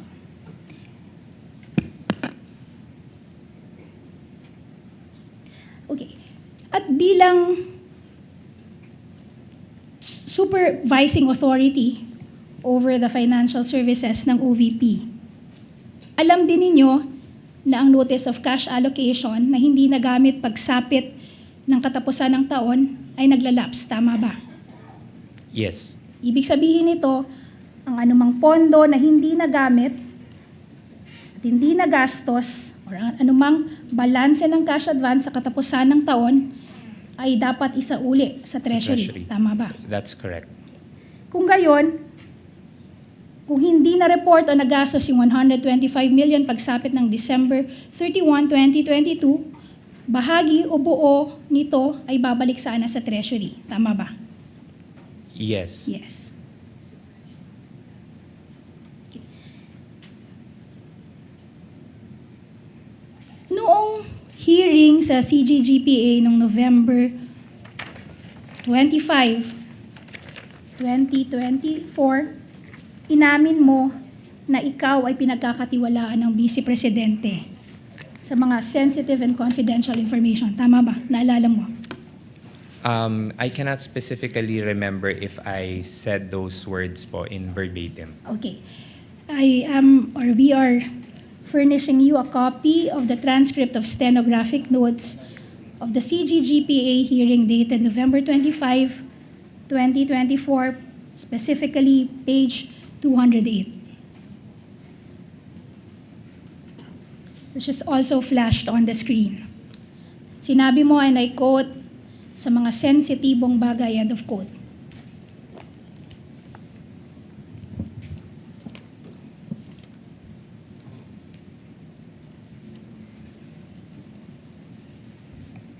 What's your question, Counsel? Do you confirm that, Mr. Ortonio? I think the context for this, ma'am, is because the previous question was... Excuse me, Mr. Ortonio, I need to cut you because... Witness is answering. That's why I was my asking, question what is was not your responsive. question? Because I also did not get the question. Kindly repeat your question, Yes, Your Honor. Counsel. I was Attorney May. asking the witness whether or not he admitted during that hearing that the Vice President would entrust to him or would share with him mga sensitibong bagay. Yes, ma'am, but that is in the context of the previous question that my position is of trust and Yes. confidence. Yes, And correct. although I said po na on sensitive matters, of course, it is never absolute that all sensitive matters can be disclosed. Okay, we understand that, Mr. Ortonio. Okay, nung between December 20 and December 31, meron ba kayong narinig na threat of cataclysmic proportion? Ibig sabihin, meron ba kayong narinig na banta na masyadong mapaminsala na kailangan supuin sa loob lamang ng 11 days? Noong December 20 to December 31, 2022. Your Honor, please. Counsel? Question is vague, Your Honor, and no basis also. How can that be vague, Your Honor? I presume it's threat against the Vice President. May alam po ba kayo na anong salita ulit yung ginamit mo, Attorney May? Threat of mapaminsala? cataclysmic proportion or banta na masyadong mapaminsala. Bantang mapaminsala. Kakaibang banta. Laban kay sa ikalawang Pangulo. Nung mga panahong yon na malapit sa petsang December 21 to 31. If you know of any. Your Honor, I personally don't know of any information. Okay. By the way, just again to backtrack a bit, Mr. Ortonio, when you requested confidential funds in 2022, kung alam ninyo, yung OVP po ba, meron ng mga natukoy na banta laban sa Vice President nung panahong yon? Ma'am, I cannot personally answer. Maybe that's a question that can be answered by the security group. But as far as you're concerned, are you aware of any identified threats against the Vice President Your or the Honor. office during that time? If he knows, Counsel, Attorney Christine, if he knows, if he does not, he may answer accordingly. I personally do not know of Personally, do any. not know. And before you requested confidential funds from the DBM, would you know if the Office of the Vice President coordinated with any law enforcement agency for possible threats against the Vice President or the office? Would you know? In relation to possible threats to the Vice President, I would not have any information. You would or- not have any information.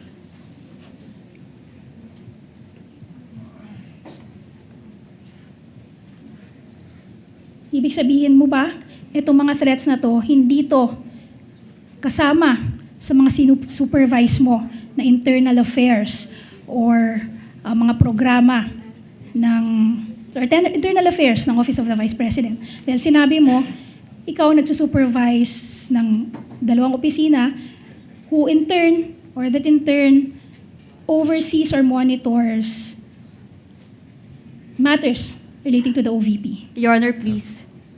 Attorney Christine? Ask and answered and complex, Your Honor, and also argumentative. It's a bit compound, counsel. Reform a bit, counsel. The question is long as well. The witness might not be able to respond adequately. Break it up a bit, counsel. So, Mr. Ortonio, you mentioned earlier that you are not aware of any coordination efforts with law enforcement agency at the time that you requested funds from the DBM. Tama ba? Yes, Your ma'am. Honor, please.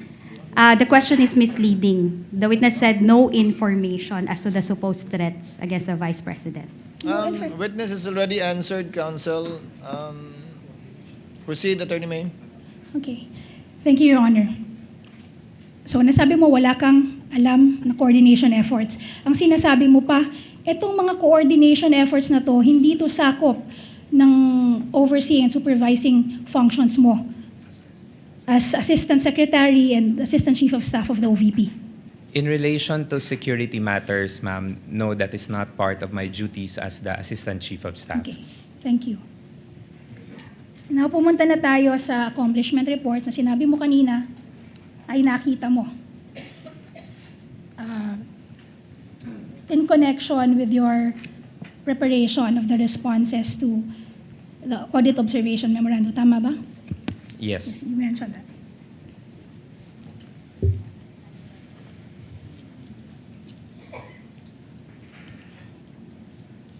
I am referring to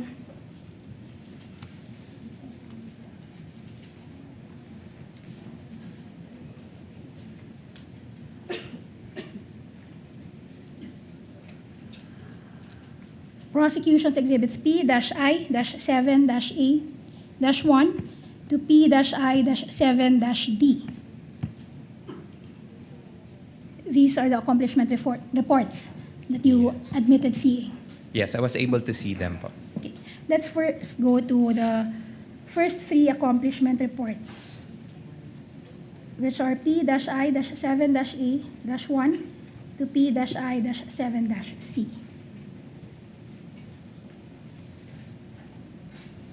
You confirm that? Do you see that before you? Yes. Okay. Etong 3 reports na to, ang bawat report ay naglilista ng pare-parehong 6 na kategorya sa pare-parehong pagkakasunod-sunod. Tama ba? Yes. Okay. You have purchase of information, payment of reward, rental and maintenance of safe houses, purchase of supplies, medical and food aid, and incentives or traveling. Tama ba? That order. Yes. All 3 accomplishment reports. Yes. Sa bawat quarter, ang mga halagang iyon ay eksaktong nagkakabuo ng 125 million. Tama ba? Based on the document, ma'am, presented, yes. And you will also confirm na sa bawat isa sa mga quarter na yon, walang halagang naisauli. Tama ba? Based on the liquidation report, ma'am, Yes. yes. Okay. Now, sa 2022 report, ang safe house rental and maintenance, ang halaga ay 16 million pesos. Tama ba? Yes, based on the report. Document. Ganon din sa first quarter ng 2023, 16 million din ang halaga ng house rental and maintenance, safe house rental and maintenance. Tama ba? Yes, based on the document, ma'am. At ganon din sa second quarter ng 2023, 16 million para sa safe house rental and maintenance. Eksaktong 16 million pesos. Yes, ma'am. And you will also confirm, as you've already confirmed earlier, na ang 2022 report, ang saklaw na period nito ay 11 days. Tama ba? From December 21 to 31. Samantalang, ang sakop naman na period ng first quarter ng February 6 ng first quarter report ay February 6 to March 29, 2023. So that's 52 days. Tama ba? Based on the document, ma'am. Okay. And the second quarter naman, ang saklaw na period nito ay April 25 to June 30 or 67 days. Tama ba? Yes, based on the document. Gayunpaman, magkakapareho ang alaga ng safe house rental at maintenance sa tatlong reports na yan. Tama ba? Yes, on the report. based on the report. Okay.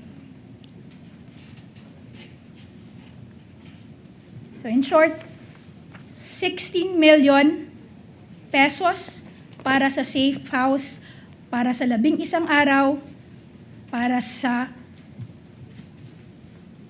52 days, at para sa 67 days. Pare-parehong 16 million ang halaga. Based on the document, ma'am. Yes. The same is true, Mr. Tonyo, for incentives and traveling. Yung line item na yan na makikita sa accomplishment report. Tama ba? It's the same 10 million pesos for all those 3 quarters. Yes, based on the document, ma'am. And you will also confirm that based on that document, based on those documents, for the 2022 report, it covers or it claimed to have covered 132 areas in 11 days. Tama ba? Sorry again, ma'am, for 20. 2022, the first report. May Yes, nakalagay ma'am. na area. It's 132 132 areas for 11 days. Sa first quarter naman of 2023,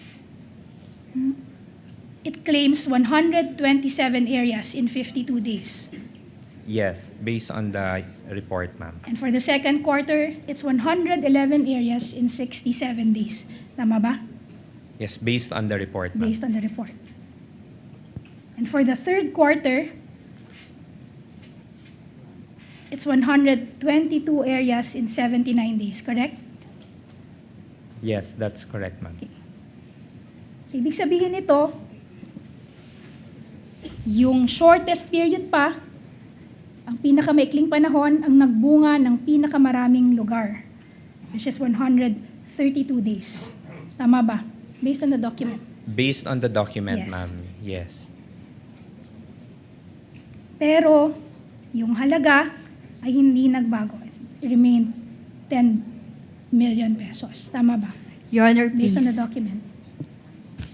Yes, Counsel. Argumentative, Your Honor, ang mahalaga, hindi nagbago na 10 million pesos. Your Honor, the counsel may have misheard what I said. I was referring to halaga, Your Honor. And in any event, Your Honor, it's not argumentative. I am eliciting a matter of fact from this witness. Witness may answer, Counsel. We're a few minutes before lunch, Attorney Christine. Based on the document presented, ma'am. The That's amount how did it not seems. change. That's how it Remained. Yes. 10 million pesos regardless of the number of areas covered. Yes, based on the document.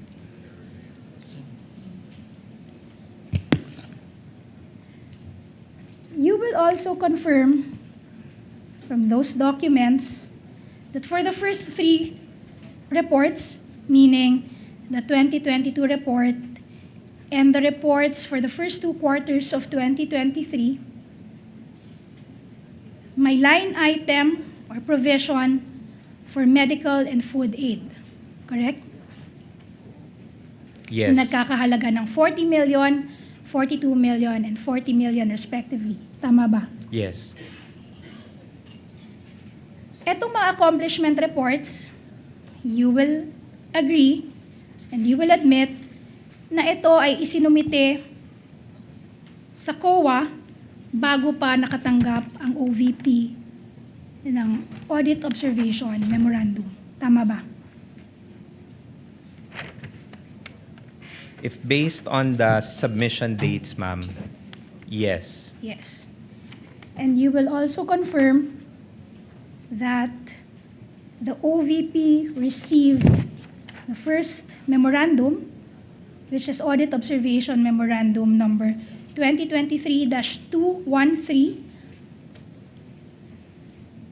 only on October 4, 2023. Tama ba? Yes.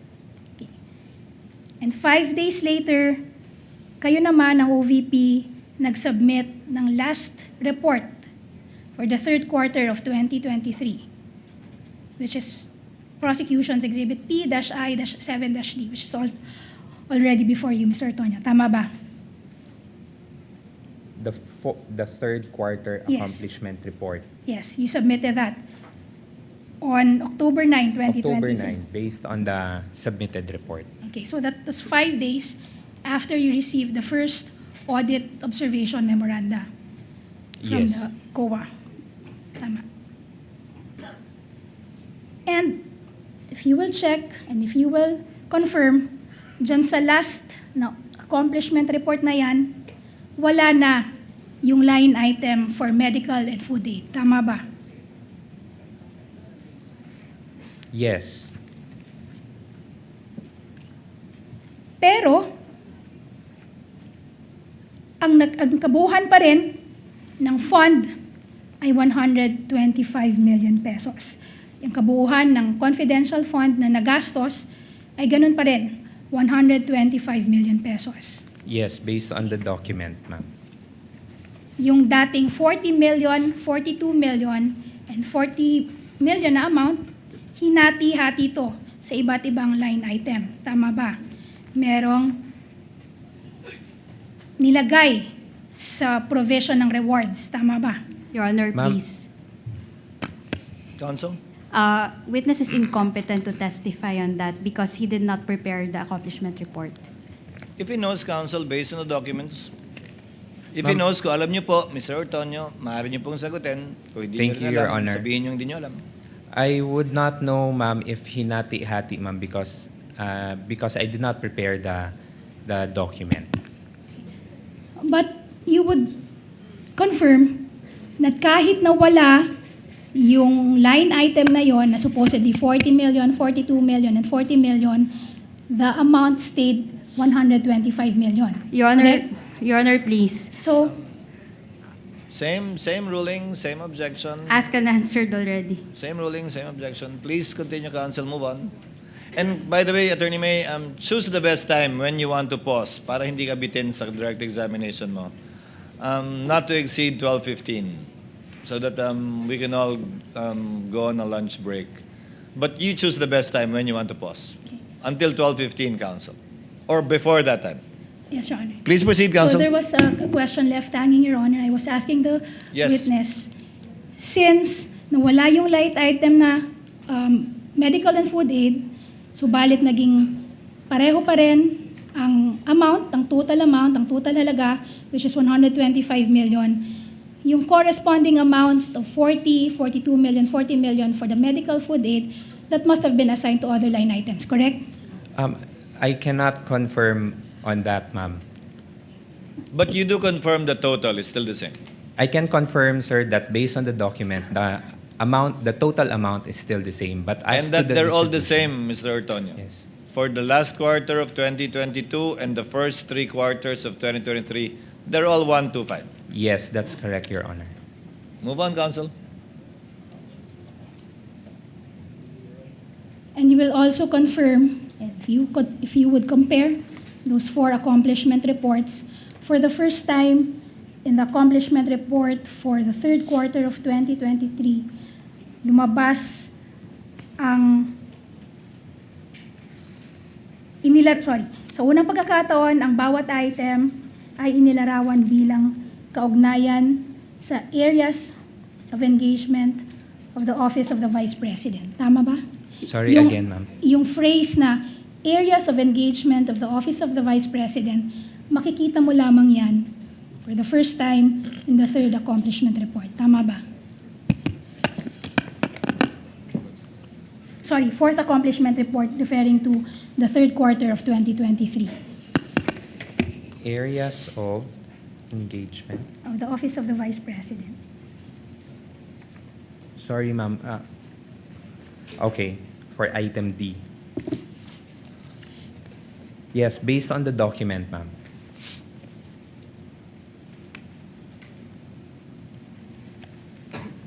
Your Honor, we can rest for now, Your Honor, and have our lunch. It's a break. good point to pause, Counsel, and continue with your direct examination when we reconvene after lunch. Thank you, Your Honor. We shall go on a lunch recess and shall reconvene at 12:45 per the suggestion of the Senate President. We are on recess until 12:45.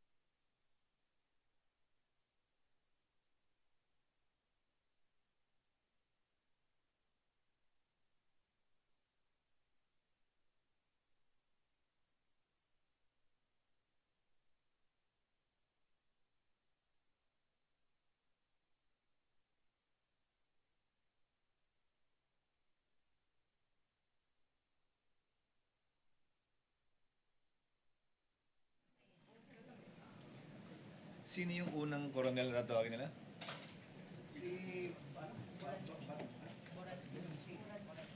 Ano? Boran Singh. Colonel or ano? Hindi colonel lahat. Yung isa, ni Lieutenant Colonel niyo yung isa eh. Colonel na yun. Yung isa, colonel nila kahapon, Major General na eh. Retired.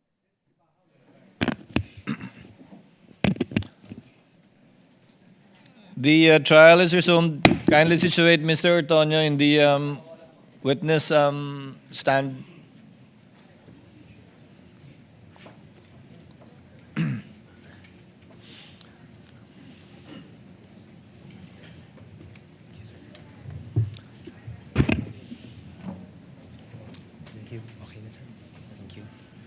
Ginoong Ortonio, patuloy po kayong tetestigo sa ilalim ng parehong sinumpaan ninyo kaninang umaga. Naunawaan niyo po yan?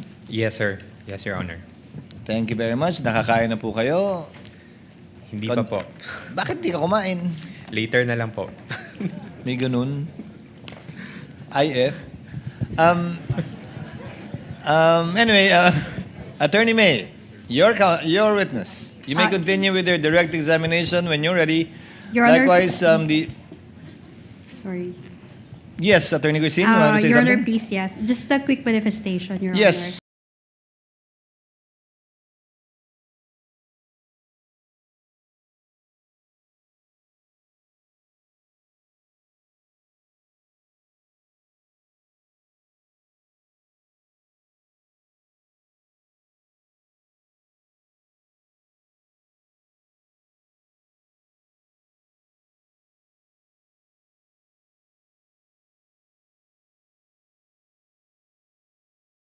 We inquire if that's the line of questioning that the counsel would follow, because if the questioning, if the questioning would refer to the amounts, to the number of days, etc., just to abbreviate the proceedings, we can stipulate on those, Your Honor.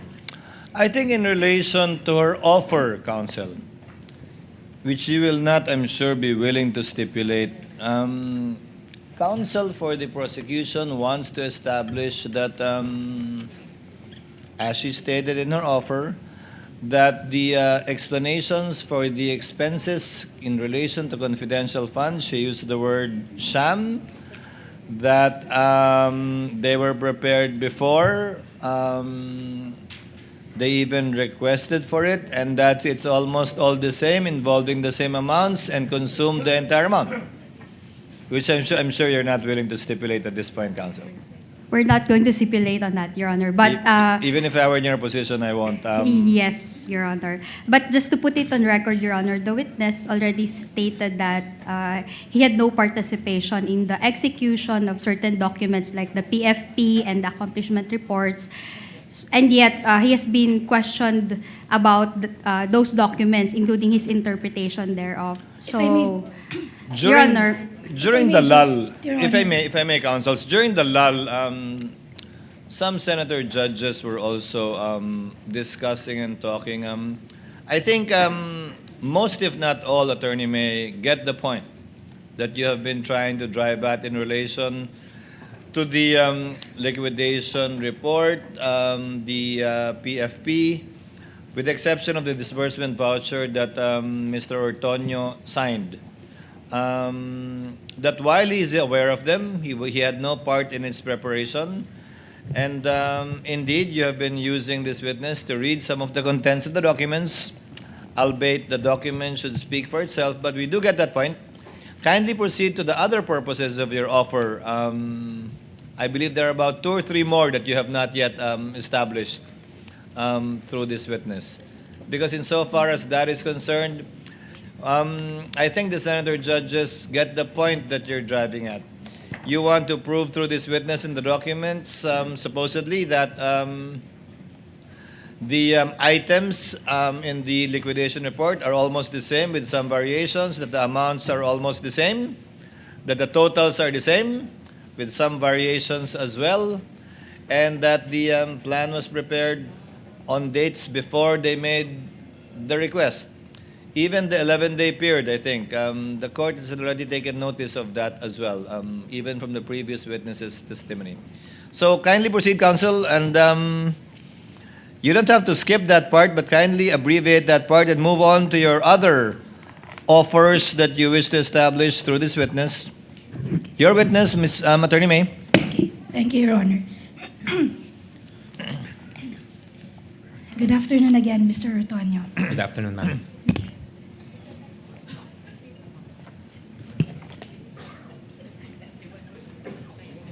Okay. Earlier, you admitted that in 2022, your request for confidential funds was for 250 million, correct? Yes, for 250 million. But eventually, the amount given was only 125 million, correct? Yes. And yet, in the 2022 accomplishment report, what is reported is that there was still 100% implementation of activities. Tama ho ba? If we will be, Your Honor, please. Your Honor, please. I'm sorry, counsel. Can the witness be shown the document, Your Honor? Yes, Yes, Your Honor. assisting counsels have been given continuing authority to so approach and show the witness the documents in order to confront the witness with the document.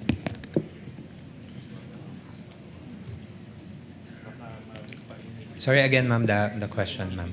You reported in that accomplishment report for 2022, inulat nyo na 100% pa rin ang implementation ng projects. Tama ba? Based on the utilization that was submitted and prepared, ma'am, it indicated 100% implementation. Okay. Ibig sabihin, Mr. Tonyo, tama ba na there was full implementation of the project gamit ang kalahati ng budget na inyong hiningi? Tama ba? Sorry again, ma'am. There was still full implementation of the activities for half the budget that you requested. Ma'am, if based on the document, ma'am, 100% for the 125, ma'am. Okay. Okay. Sige. Punta na tayo ngayon, Mr. Ortonio, sa replies to the AOM. Ngayon, sumagot ka, ikaw mismo sumagot sa AOM number 2023-211 dated September 14, 2023. Tama ba? For September 14, 2023 and October 3, 2023. Tama. Okay. Pero, you will confirm na yung mga AOMs na yon addressed kay Respondent Vice President, attention kay Ms. Acosta at Ms. Villa del Rey. Tama ba? That's correct, In ma'am. short, hindi naka-address sa'yo ang mga AOMs na sinagot mo. Tama ba? That's correct, ma'am. Okay. Noong hearing, noong November 25, 2024, sinabi mo na wala kang personal na kaalaman sa aktual na paggastos ng confidential funds ng OVP. Tama ba? Yes, ma'am. That's correct, ma'am. At sa pagkakaalam mo, alam din to ng Vice President. Tama ba? Wait. Alam ng Vice President, ma'am, that I do not know of anything. Or that you do not have any personal participation, as you claim, doon sa paggastos ng confidential funds. Yes, ma'am. Gayun pa man, ikaw ang tinalaga ng Vice President na tumugon sa mga audit observation memoranda na bananggit mo. Tama ba? Yes, ma'am. For audit observations, ma'am, it's usually either the Assistant Chief of Staff or the Chief of Staff who Okay. responds on behalf of the agency. Okay. Regardless kung may kaalaman ang Chief of Staff at Assistant Chief of Staff, yan ang sinasabi mo. As representative of the organization, ma'am. Okay.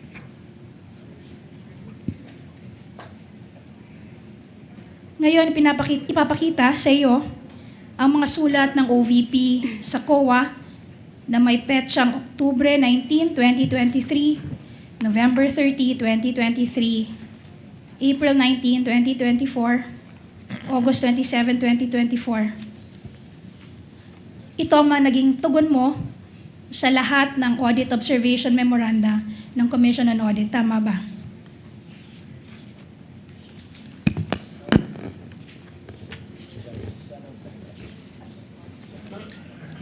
Yes, ma'am.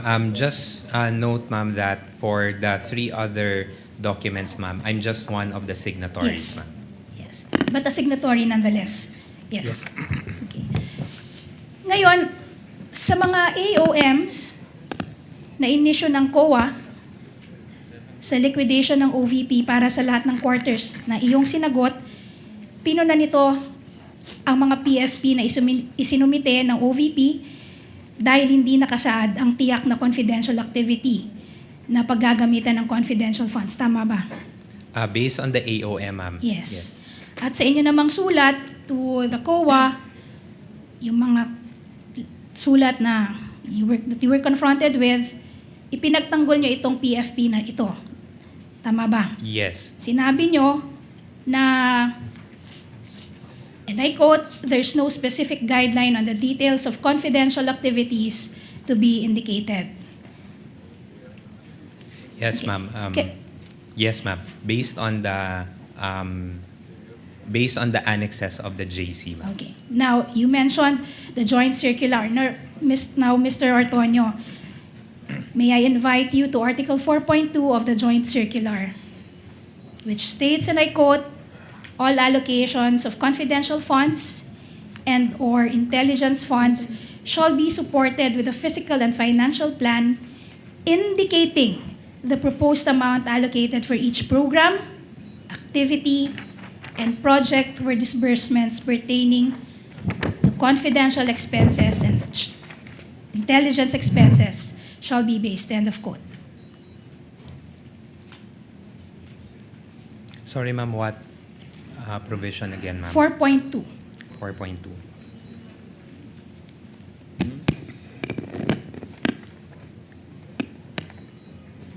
Okay, ma'am. Yes. At inaamin mo na, tulad ng pag-amin mo kanina, yung mga PFP na ito, na inyong sinumite, tanging ang isinasaad lamang ay yung mga umbrella programs, na good governance program and socio-economic delivery programs. Tama ba?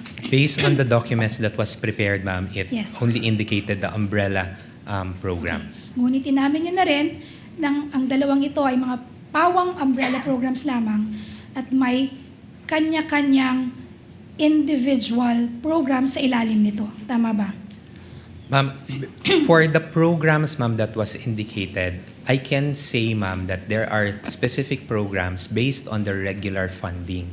But as to the activity... That is not the question, Mr. Ortonio.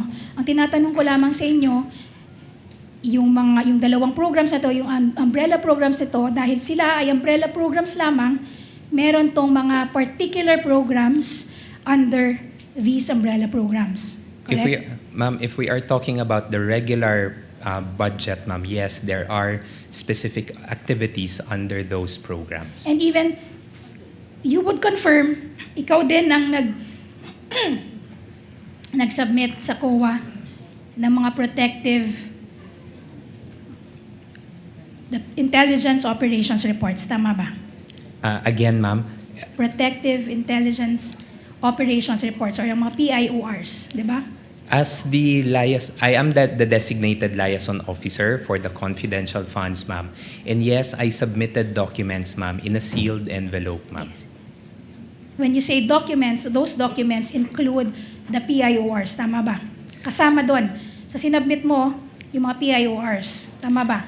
Yes, ma'am, in response as an attachment to the response to the AOM. In fact, and I would assume, binasa mo rin ito, mga PIORs na to, bago mo ito sinumite. Unfortunately, ma'am, I was not able to read the reports, ma'am, because these are sealed already, ma'am. I submitted the documents only, ma'am, to the COA. Okay. Tinanong mo rin ba, sinabi mo kanina, na nakikipag-coordinate ka kay La Chica, or sorry, sa security officer at sa Special Disbursing Officer. Tama ba? Yes, I Tinanong coordinate mo ba with sa them. kanila kung ano ang nilalaman ng PIORs na ito? No, I did not anymore ask, ma'am. Okay.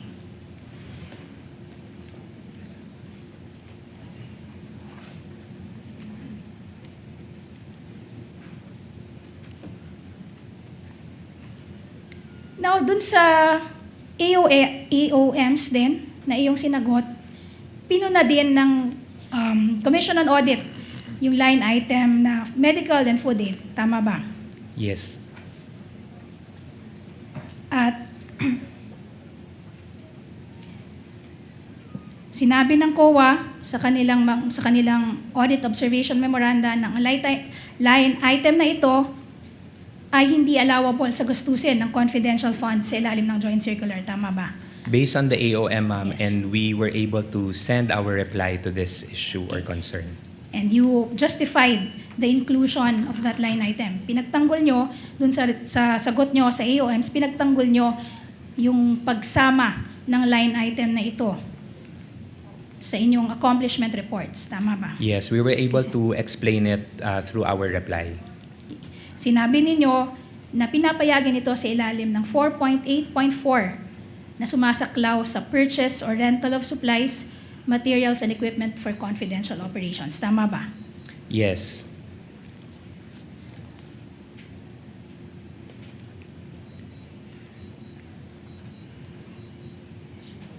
And you will also confirm na itong pera, supposedly for the purchase of rentals of supplies, materials, and equipment for confidential operations, hindi kayo gumastos. Ibig sabihin, yung supposed supplies, materials, and equipment, hindi ang OVP ang bumili nito.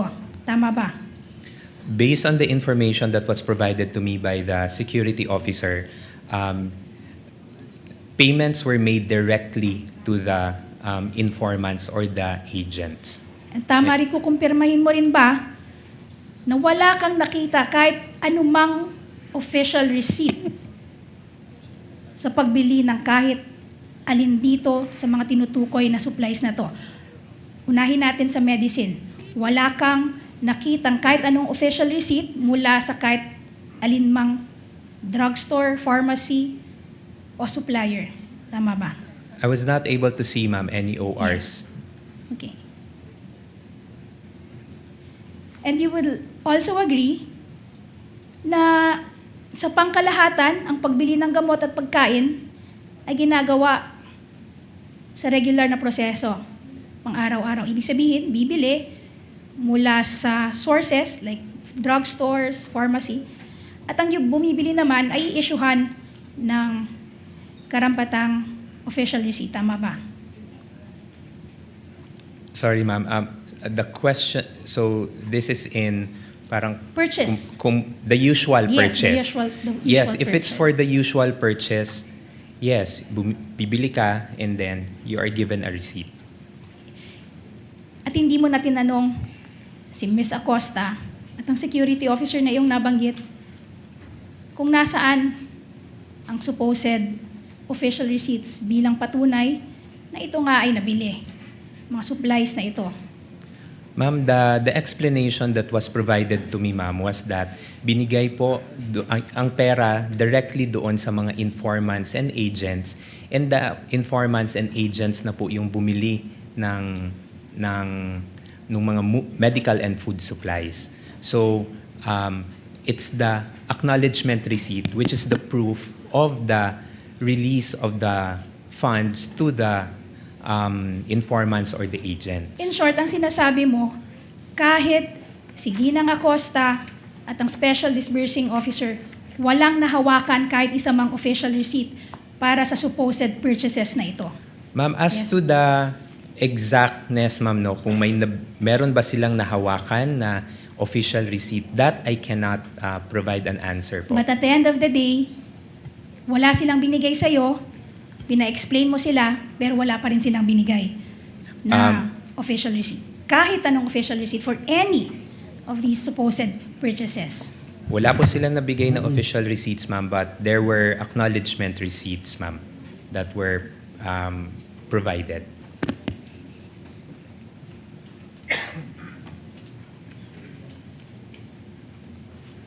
You will also confirm na yung OVP, alinsunod sa mga proyekto nito, ginagawa naman ito na bumili ng mga medisina. Tama ba? Yes, we do Yes. have our funding for Yes. purchase of supplies. In fact, sa item 1, noong sulat dated August 22, 2022, humingi kayo ng 144.72 million in regular funds for the OVP's medical assistance program. Tama ba? Yes, that's for the medical and burial assistance, ma'am, but that is Okay. for the regular activities of the office. At nung binili niyo yon, in fact, dun sa letter ninyo dated August 22, 2022, may nilaki pa kayo na lingguhang accounting ng mga benepisyaryo ng halaga na inyong hinihingi. Tama ba? For the projection, ma'am. Yes, for the projection.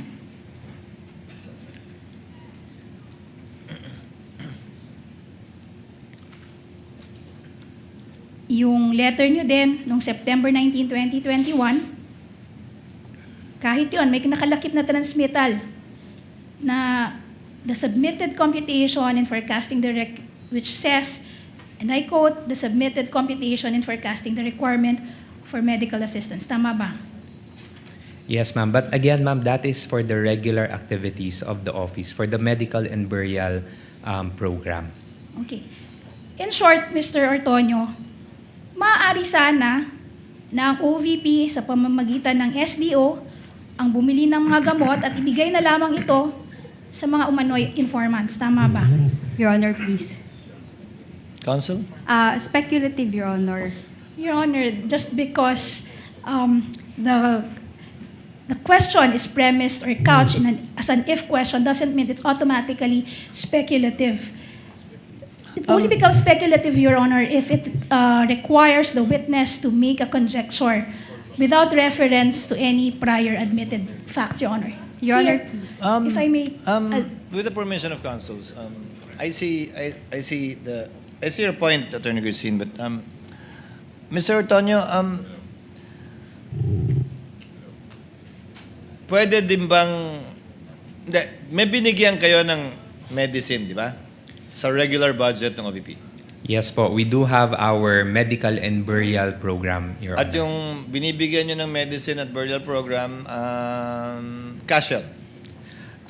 What we do po at that time is that binibili po namin yung medicine sa partner pharmacies of the Okay. OVP, and then we release it to the clients who approach the office for medical assistance. In the form of medicine na. In the form of medicine. So I presume itong binibili nyo gamit yung regular budget, may resibo to. Yes, sir. Ang ginamit nyo na pang food and medicines sa confidential fund, binigay nyo diretso sa recipient, and presumably sabi ng recipient, bibili ko ng pagkain to, bibili Yes. ko ng gamot to. Based on the information, Your Honor, provided by the security officer, that's how it was, ganun yung procedure on how the medical and food aid So was walang done. resibo yan? Based on the information I gathered, sir, no official receipts was Nakalagay ba sa acknowledgement receipt kung for food or for medicine yon o kayo na lang yung nagtali na ito food, ito medicine?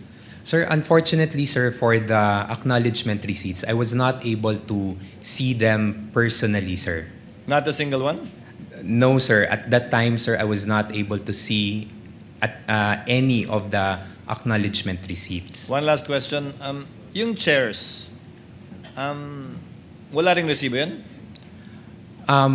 Yung regarding for the chair, sir, based on the information also provided by the security officer, no receipt as well, sir, because the representation was that yun yung ipamimili nila for the tables and chairs. So what you're saying is binigay din yung pera sa informant, quote-unquote, that's your wording, para bumili siya ang bibili ng chairs at yun yung bayad sa kanya, quote-unquote. Yes, that's based on the information provided by the security officer. Just one final question, Mr. Torres. So literally, may informant, imbis na bayaran ng imbis na bigyan ng kung ano, binayaran ng cash para bilhin yung tables, yung chairs, yung food, yung medicine. Ganun. Yes, sir. Based on the information provided, sir. By the security officer. By the security That's officer. kumbaga, yun yung kwento na binigay sa'yo. That's based on the information that was provided by the At security hiwalay pa officer. yon sa pinapamigay nyo na food and medical assistance sa regular budget ng OVP. Yes, that's for the regular clients that yung public na mga clients that When we you say receive sa clients, office. not informants. Yes, sir. Clients. That's correct, sir. Parokyano, yung regular na nagpupunta o humihingi ng tulong o dumudulog sa OVP. Yes, that's correct, Your Honor. Your witness, counsel. Okay. I hope it gave you the opportunity to take some of the throat meds that some of the senator judges sent you. And I hope you can drink some warm water, counsel. You may continue, counsel. Yes, Your Honor. In a bit, I will be asking for time to take my salabat with me, Your Honor. Yes, counsel, you may. But in the meantime, Your Honor, I'll proceed. Please continue. I'll proceed with my examination. Okay. Going back to the audit observation memoranda na kanina in-identify mo na galing sa COA. Dito sa audit observation memoranda na ito, particularly Prosecution's Exhibit P-I-12-A and P-I-12-B and P-I-12-E. Dito sa tatlong AOMs na to, flinag din ng Commission on Audit or pinuna din ng Commission on Audit yung payment of incentives or traveling sa mga accomplishment reports. Ayon sa COA, hindi rin ito allowable na gastusin ng confidential funds sa ilalim ng joint circular. Tama ba? That's what the AOM indicated, and we were able to send a reply as well. And in your reply, you said it is justified under 4.8.2 ng joint circular bilang rental of transport vehicle related to confidential activities. Tama ba? That's correct. Yung salitang incentives, you will admit and you will agree na hindi ito mag-a-appear sa joint circular. Ito ay sa inyong sariling piniling salita. Tama ba? Sorry again. The word Ma'am. incentive, hindi mo ito makikita sa joint circular. In fact, etong salita na to, kayo lang ang gumamit nito. Kumbaga, kayo ang pumili ng salitang ito na ilalagay sa accomplishment report. Based on the JC, that's not included po. Okay. And based on the JC, yung incentives, yung salitang incentives, hindi lumalabas sa kahit anumang enumeration ng item 4.8 ng mga allowable confidential expenses. Tama ba? Based on the JC, no, it does not appear. Ngayon, nang mapuna ito ng COA sa AOM for the third quarter of 2023, saka lamang naging transportation expenses ang mga halaga na supposedly naka-allot for the supposed incentives. Tama ba? Based on the report that was shown to me earlier, yes. But again, I would not have any idea on the preparation of the utilization report. Okay. In fact, sa sagot nyo sa AOM, you invoked 4.8.2, which refers to rental of transport vehicle.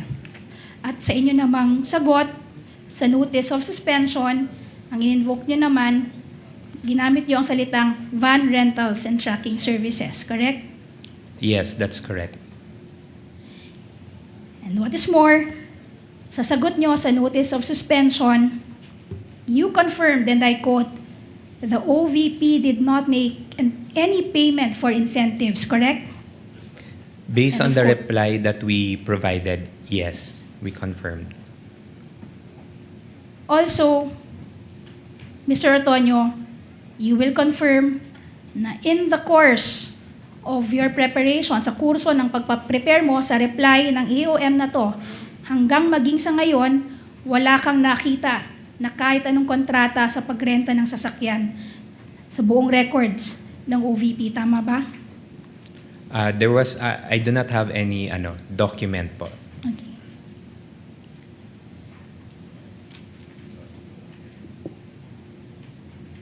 Now, let's go to the certifications dated October 19, 2023, April 19, 2024, and August 27, 2024, which are prosecutions exhibit P-I-12-M, P-I-12-G, and P-I-12-K. Ikaw ang nagsumite ng mga certifications nito sa Commission on Audit kalakip ng inyong reply sa Audit Observation Memoranda. Yes, this is part of the attachment to the replies. At sinumitin nyo ito, sana bilang umano'y patunay ng surveillance activity. Dahil pare-parehong sinasabi ng mga nasabing certification na ito na walang untoward incident na nagawa o naganap sa implementation ng mga proyekto ng OVP at sa mga engagement mismo ng pangalawang Pangulo. Tama ba? Yes po, that's correct. In short, ginagamit nyo ang mga certification na ito bilang patunay na inyong opisina ay nagastos ng 125 million pesos.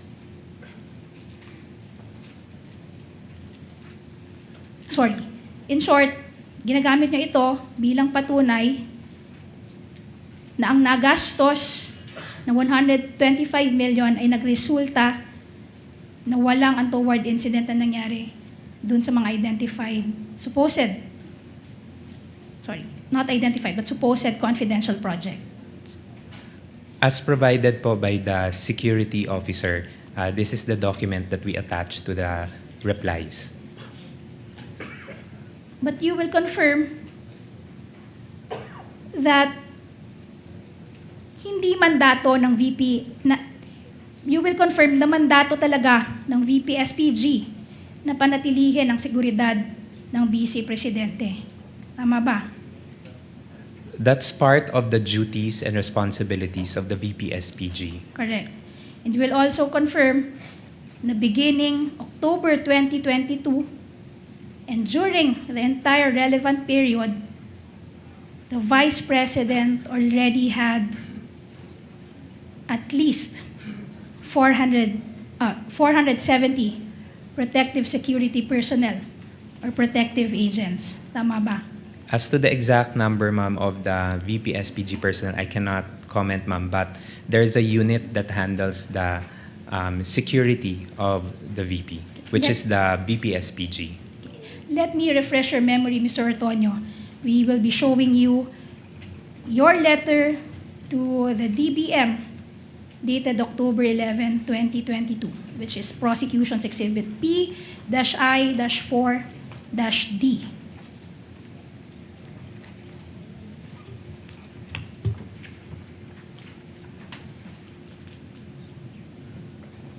Yes, ma'am. Diyan sa letter na yan, humihingi kayo ng addition o ng augmentation para sa special duty allowance ng VP SPG dahil tumaas ang bilang ng security officers and security or protective agents ng Vice President. Tama ba? Yes. Sinabi mo rin dyan sa letter na yan na as of October 10, 2022, the total count per roster of troops is 473. Yes, ma'am. I mentioned, ma'am, na Yes. I can. Thank you, Mr. Ortonio. I'm satisfied with your answer.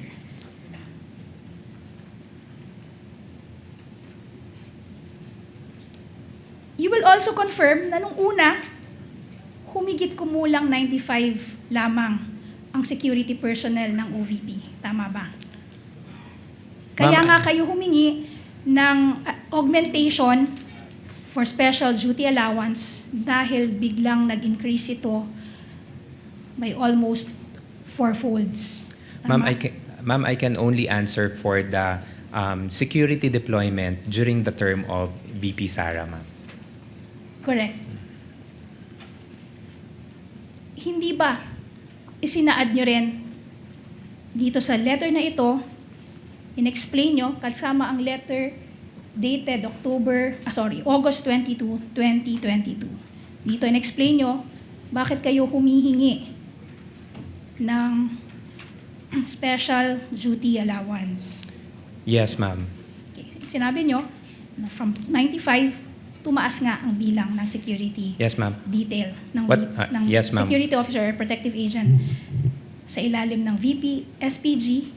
Ayon nga sa'yo, yung mandato ay protektahan at i-ensure ang seguridad ng Vice Presidente. Tama ba? That's correct, ma'am. Aaminin mo rin na yung security detail ng Vice Presidente, hindi ito mga karaniwang security guards.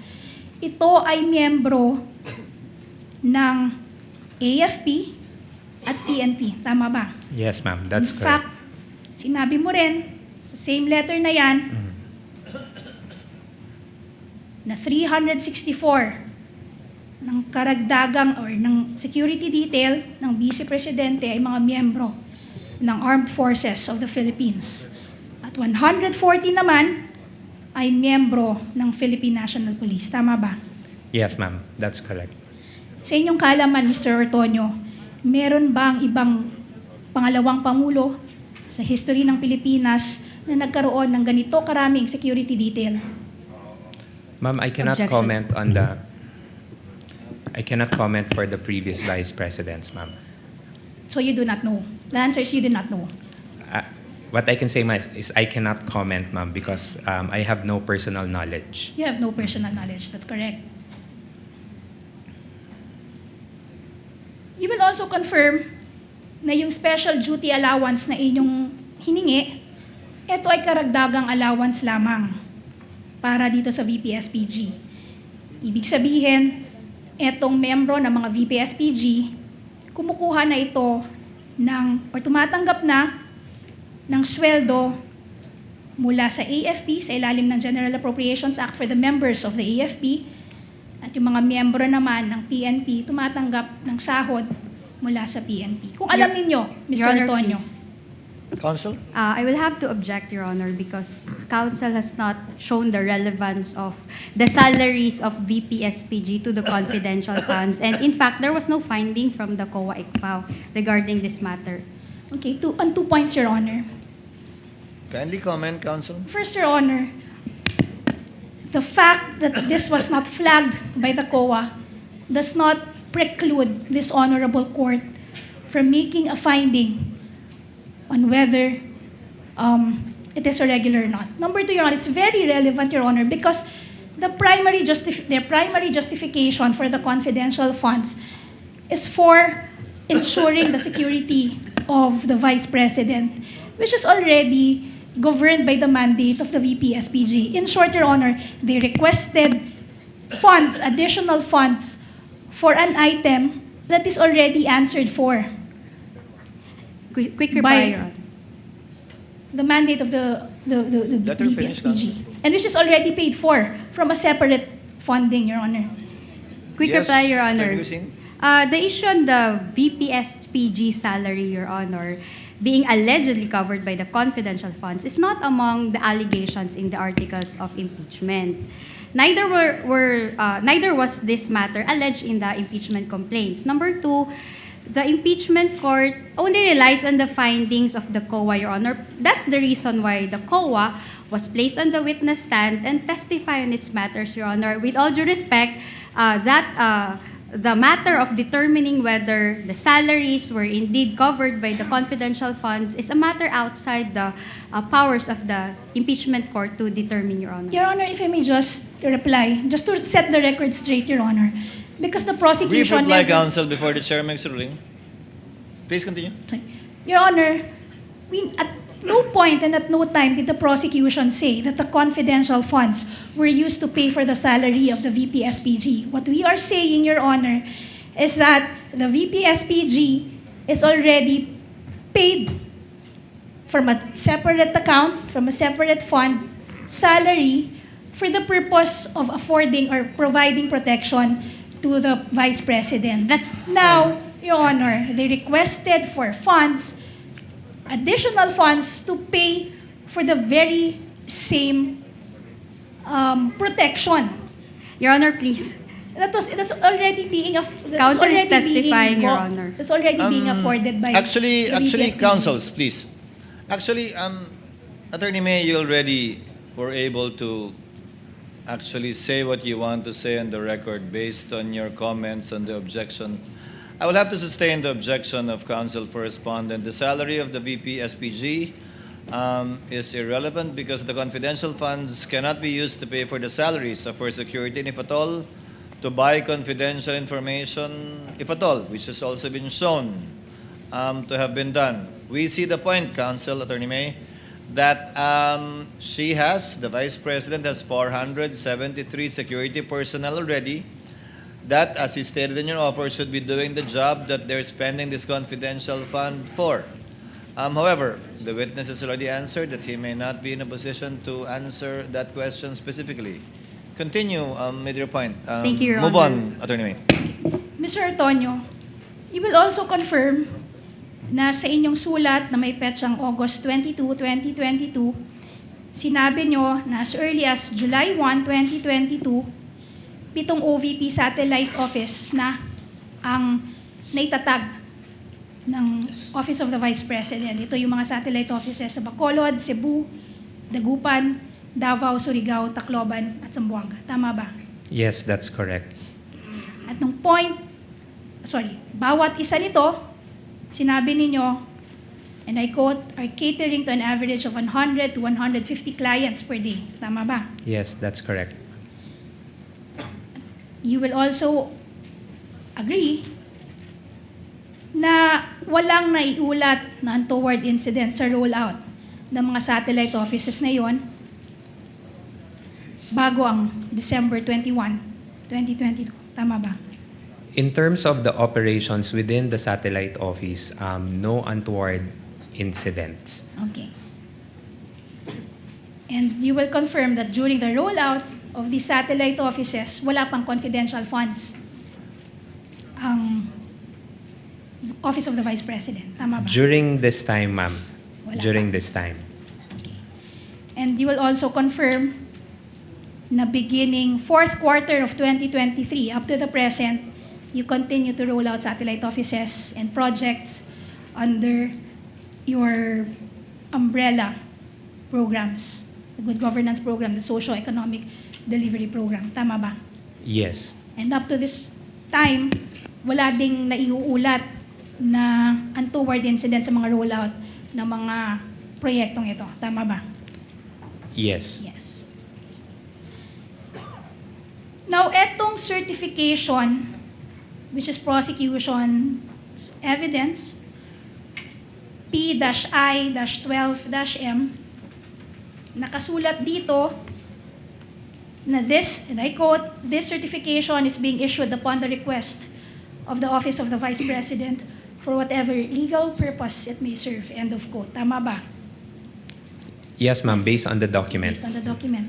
Kung gayon, hindi ito record na iniingatan sa karaniwang takbo ng gawain ng Office of the Vice President. In short, this is not a record kept in the ordinary business of the Office of the Vice President.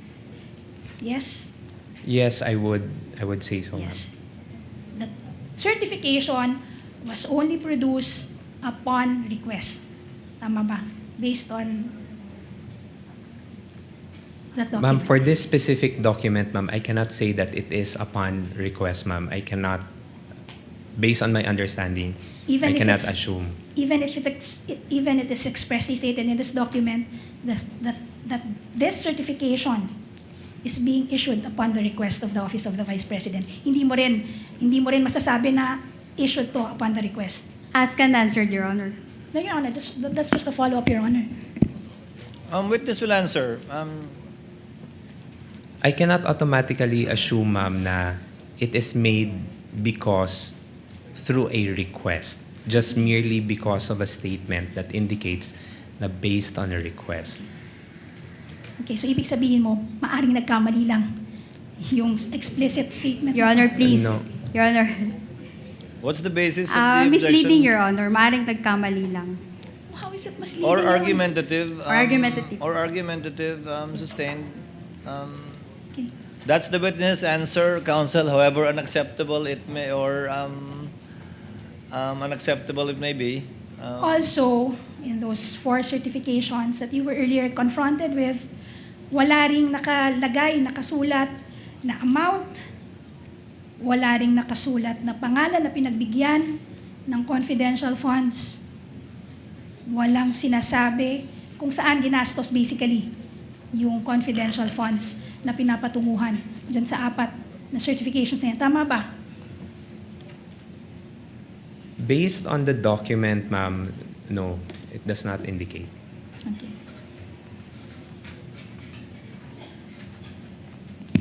Also, Mr. Ortonio, can you please refer to Exhibit P-I-12-M? This is the first certification.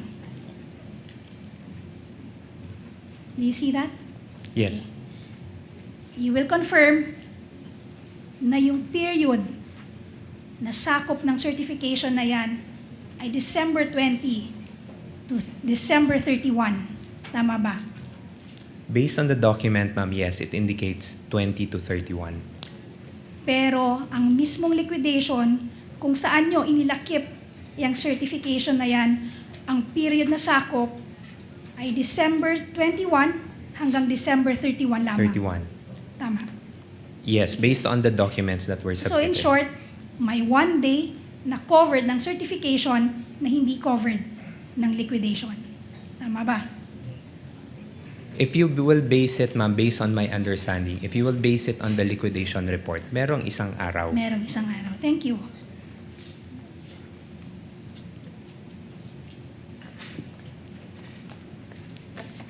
Your Honor, may I just have 1 minute, Your Honor, to Please, take a counsel, sip take from your my salabat, counsel. salabat ko.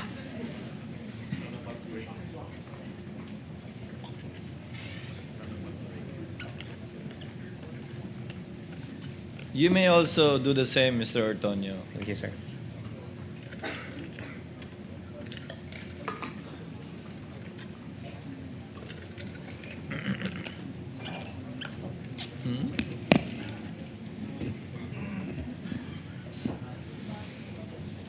Okay. May I proceed, Your Honor? Okay, Mr. Ortonio, balikan natin yung sulat ninyo dated November 30, 2023. Which is Prosecution's Exhibit P-I-12-D.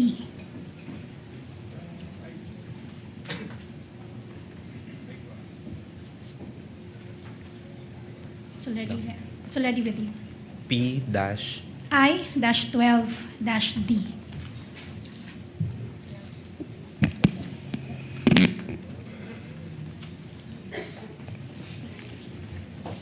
wala.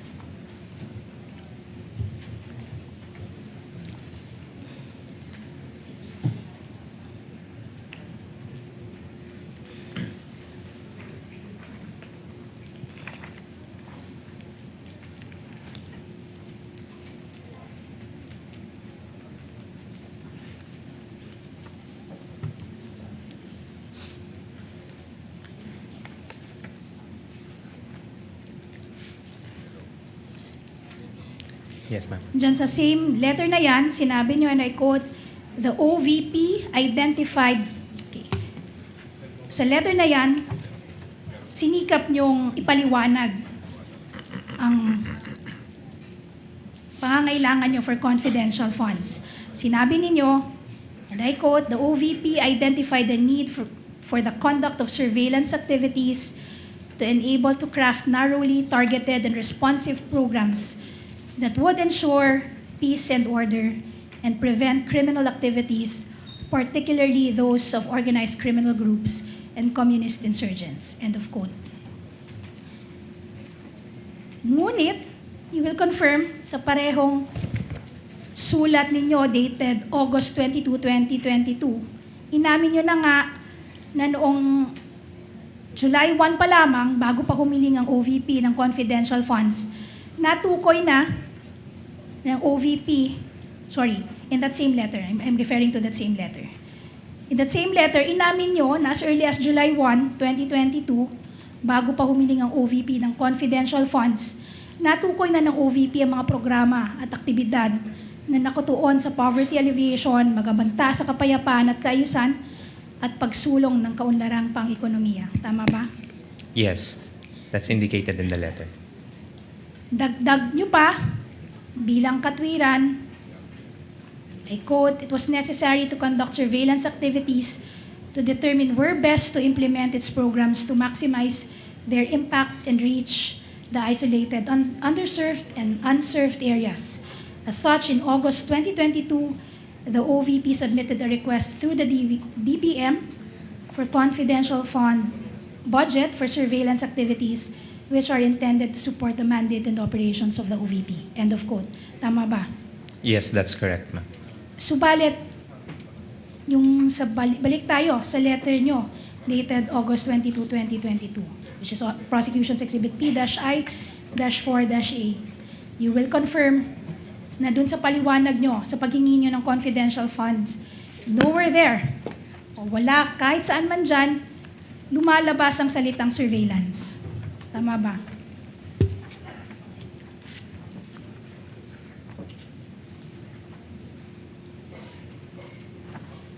Based on the letter that we submitted, ma'am, there's no indication of the word surveillance.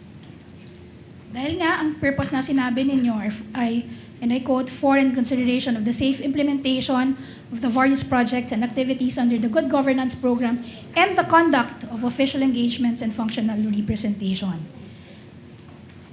Diyan sa same letter na yan, hindi rin sinabi na gagamitin ng confidential funds para sa identification of areas for program implementation. Tama ba?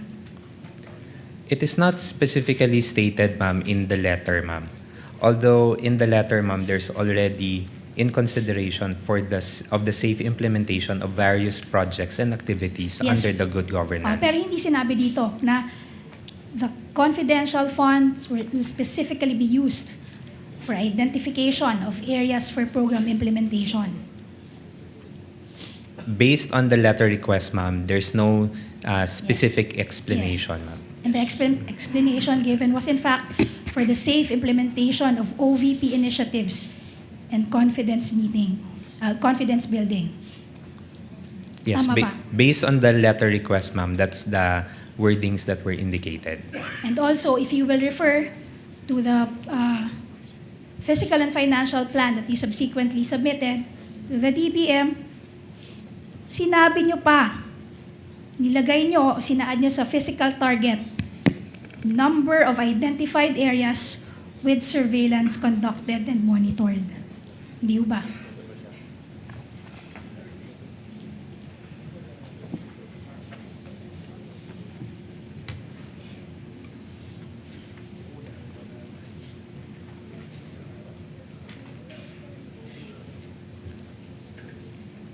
If we will base it in the document, Yes. ma'am, yes. So in short, kahit hindi nakalagay ang bilang, meron ng mga identified areas. May mga lugar nang natukoy dun sa physical and financial plan. Tama ba? Ma'am, I cannot directly answer, ma'am, if there were identified areas already when the PFP was crafted, ma'am.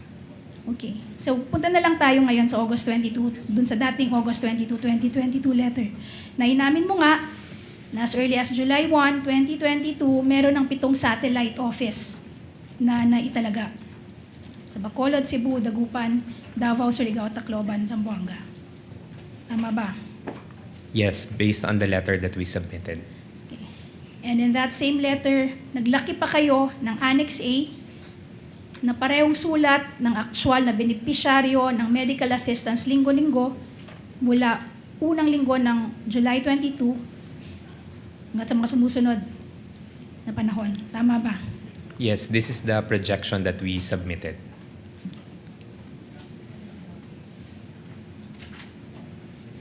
At nakalimbag din sa item 3 ng same letter na yan na 3 pang karagdagang satellite office ang augmentation ng libreng sakay, 2 OVP food truck at Peace 911 sa Marawi. Tama ba? Yes, that's indicated in item number 3 for the additional positions. Okay, so even before the confidential funds, were released or bago pa mailabas ang confidential funds, meron na kayong mga na-identify na paglalagyan ng mga satellite offices. Tama ba? Yes, there were plans already And pagro-rolloutan ng mga programa ng OVP. for Tama ba? activities. Diyan sa November 30, 2023 letter din ninyo, sinabi nyo, and I quote, "The OVP opened exploratory talks on the surveillance activities to be conducted and identified information agents to be engaged. The OVP built its information database and established a network of information agents. As such, when the requested confidential funds was released on December 13, 2022 through SARO BMB-C-22-001-2004, the OVP was able to finalize definitive agreements and obligations based on the plan." End of quote. Inilarawan ninyo sa sulat na yan ng exploratory talks, tama ba? Yes, this is based on the information from our security officer. Sinabi nyo rin, information agent na identified, kasama ng information database, network of information agents. Tama ba? Yes, as provided by our security officer. Again, wala ni isa man dito ang nabanggit sa August 2022 confidential fund request. Tama ba? Based on the initial request, no information indicated. At wala rin kahit alin man dito ang lumalabas sa PFP for 2022. Tama ba? When you say, you mean, ma'am, yung... These items, these words, information database, network information agents, identified agents, walang kahit anuman na lumalabas. Yes, ma'am. Based on the document presented earlier, ma'am, no such wordings, ma'am. Okay, hindi rin kayo nakilahok sa supposed exploratory talks na ito. Binatay nyo lamang ito sa kung anong inireport sa inyo. Tama ba? I had no participation, ma'am, because on matters of security, ma'am, that is not my expertise, ma'am. So this is from our security officer. Okay. In that same letter, as I've mentioned and as I've read, binanggit nyo rin finalized definitive agreements. Yes. Pero wala kayong ni isang isinabmit din na kahit isang definitive agreement. Kahit isa sa mga definitive agreements na inyong tinutukoy dito sa inyong November 30, 2023 letter. Tama ba? Ma'am, when you pertain to definitive agreements, ma'am, you mean documented agreements, ma'am? Yes. Kasi para maging definitive agreements, kailangan cast in stones. Ibig sabihin, nakasulat siya. Ma'am, in terms of any documentation or documented agreements, ma'am, there were no documents that were provided, ma'am. And as to how our agreements were made on the ground, ma'am, again, I cannot provide any information.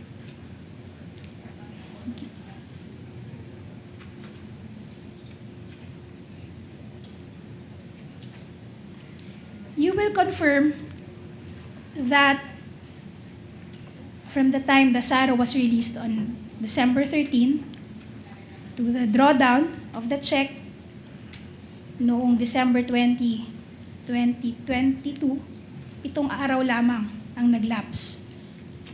Ang posisyon ba ng inyong opisina sa loob ng 7 araw na iyon na finalize ninyo ang definitive agreements sa supposed nationwide network ng mga ahente na inyong binanggit sa inyong letter? Ma'am, as to how the agreements were finalized or made, ma'am, that I cannot provide an answer, ma'am, if those were done within the 7-day period. Okay. In that same letter, for the first time, you also denied that the 2022 confidential funds were spent in just 11 days.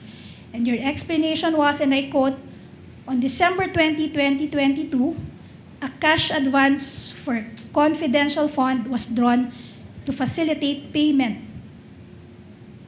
Please take note of these words. "For the obligations already incurred." Hence, The 125 million confidential funds were fully utilized for expenses planned, implemented, and paid during the 3-month period, meaning October to December 22, and not within mere 11 days, as what the audit observations may have suggested. End of quote. Nakalagay yan sa inyong sagot. Yes, ma'am. Ma'am, in terms of... No, it's okay, Mr. Antonio. I'm Your Honor, satisfied with your please. answer. Your Honor, please. Yes, counsel? Can the witness be allowed to answer? Your Honor, the witness already satisfied the The question. question was It's answerable by already yes or answered. no. You will be afforded your chance, Attorney Christine, during your cross to make him explain that point. So you Proceed, counsel. mentioned earlier obligations, quote unquote, already incurred and expenses already paid. So ibig sabihin, ng already incurred ay nangako ng magbayad ang OVP bago pa mailabas ang pera. Tama ba? Ma'am, I cannot specifically say, ma'am, because arrangements made on the ground, ma'am, I have no personal knowledge on it. Pero ilumagda ka sa letter na yan, di ba? Yes, ma'am. Again, ma'am, these information, ma'am, came from the information from our security officer, ma'am. So, ibig sabihin, sinulat mo lang mechanically eksaktong words na finid sa'yo ng kausap mo. Ganun ba? Na hindi mo naiintindihan kung ano yung sinusulat. Tama Ma'am, ba? first, ma'am, hindi po siya mechanically na sinulat ko lang po kung ano yung sinabi. Of course, ma'am, based on the information that was provided to me, ma'am, yun yung nilatag ko doon Yun sa yung letter, nilatag ma'am, for the drafting of the letter. Counsel, allow me. Kayo po ang gumawa ng sulat, Ginoong Ortonio, di ba? Pumirma kayo. Yes. Kayo Yes, Your gumawa? Honor. Kayo po ang gumawa ng sulat? Yes, Your Honor. Base sa nakuha niyo impormasyon kay Gina, kay Colonel Lachica, at iba pang opisyal. Ano pong ibig sabihin niyo dyan sa pahayag niyo yan? To facilitate payment for the obligations already incurred. Ibig sabihin, may utang na, babayaran na lang. Na-incur na yung expense, babayaran na lang. Sir, based on what was shared to me, sir, hindi siya utang, no? But arrangements have been done on mga activities that will be done, and then the payment will be done once the money would be available already. Mr. Ortonio, what do you mean by obligations already incurred? Anong ibig sabihin para sa inyo nung sinulat niyo yon? Obligations already incurred. Sa simpleng Arrangements, salita, bayarin. ano sir, what I meant on this statement, sir, is that there are already arrangements that have been coordinated, sir, prior to the release of the funds. When you say arrangements nga, may pinangako ng bayaran, hindi pa lang nababayaran. Bayarin. Obligations already incurred. May obligasyon na. May pangako na bayaran. Yung ba yan? Sir, hindi siya pangako, sir, na bayaran, but meron na siyang mga, how do I explain it, sir? Parang meron ng arrangement, sir, that will be done, and then yung payment, sir, will be once available na siya. Sir, in the ordinary course of meaning, that's how you define obligations already incurred that you wrote? Yes, sir. Based on how I understand the information, sir, that's how I indicated it in the letter. That's his answer, counsel. You may proceed. Okay, but you will confirm that on those 3 months referred to in your letter, October, November, and November, at the early parts ng December, wala pang allotment na maaaring pagbasihan ng OVP ng obligasyon ng confidential funds. Tama ba? There was Yes. no allotment as of Yes. yet. Kung gayon, wala ding certification of availability of funds na maaaring nailabas para sa mga obligasyon na yon. Tama ba? Yes. There was no document yet released, ma'am.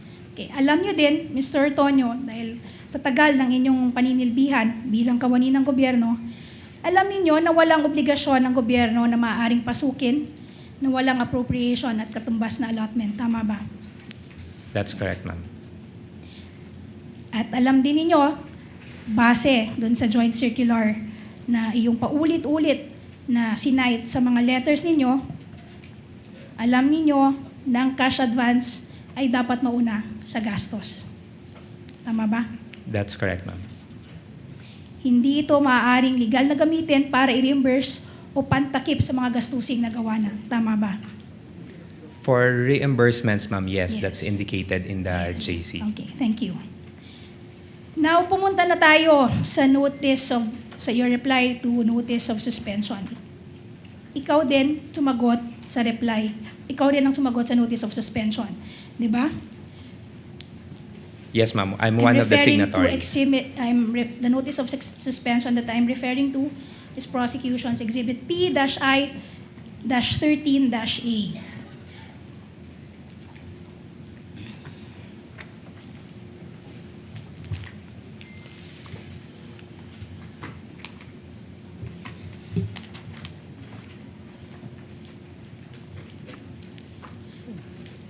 Dito sa notice of suspension na to, pinuna ng COA, and I quote, "There is discrepancy in the total amount of expenses based on the submitted accomplishment report as against the DEPs." Ibig sabihin ng COA, hindi nagtutugma ang total amount ng expenses sa accomplishment report at sa DEPs na sinubmit ng inyong opisina. Tama ba? Yes, ma'am. That's correct. Ayon sa COA, ipinakita ng accomplishment report na iyong sinumite na ginamit ang confidential funds sa mga gastusing may kabuuhan ng 125 million pesos. Pero pagdating sa DEPs, nang itotal na ito, ang gastusing actual na naganap ay may kabuuhang 125,150,000 pesos. Tama ba? Yes po, that's correct. In short, may pagkakaibang 150,000. Yes. At nung sumagot kayo, dyan sa notice of suspension na yan, I'm referring to your letter dated March 13, 2024, which is prosecution's exhibit P-I-13-A. Sa sagot ninyo, ang paliwanag ninyo ay yung mga resibo, I quote, may have been inadvertently mixed. Tama ba? Yan yung paliwanag nyo dun sa 150,000 pesos.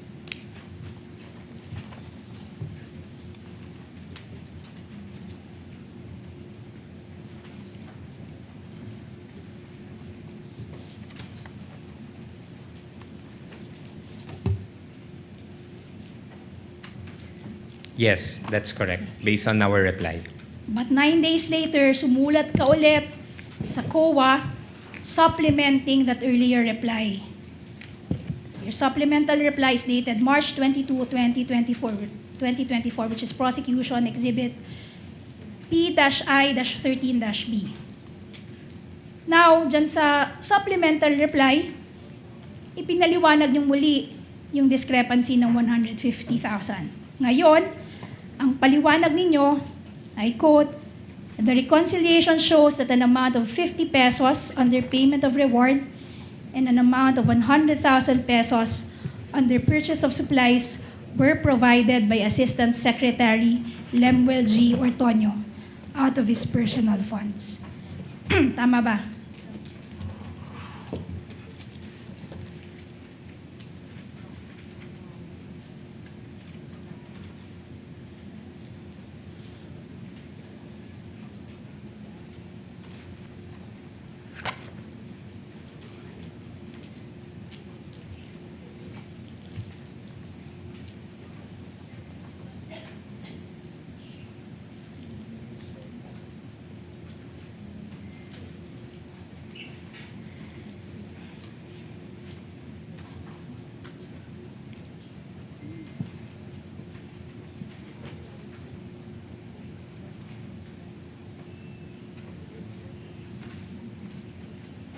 But do you recall making that statement in your supplemental reply, Mr. Yes. Ortonio? Based on Yes. the Yes. information also flashed on the screen. Yes. Sa'yo galing yung 100. Ikaw yung Lemuel G. Ortonio, Assistant Secretary na pinapatunguhan. I mean, nire-refer dito sa sulat na ito. Tama ba? That's correct po.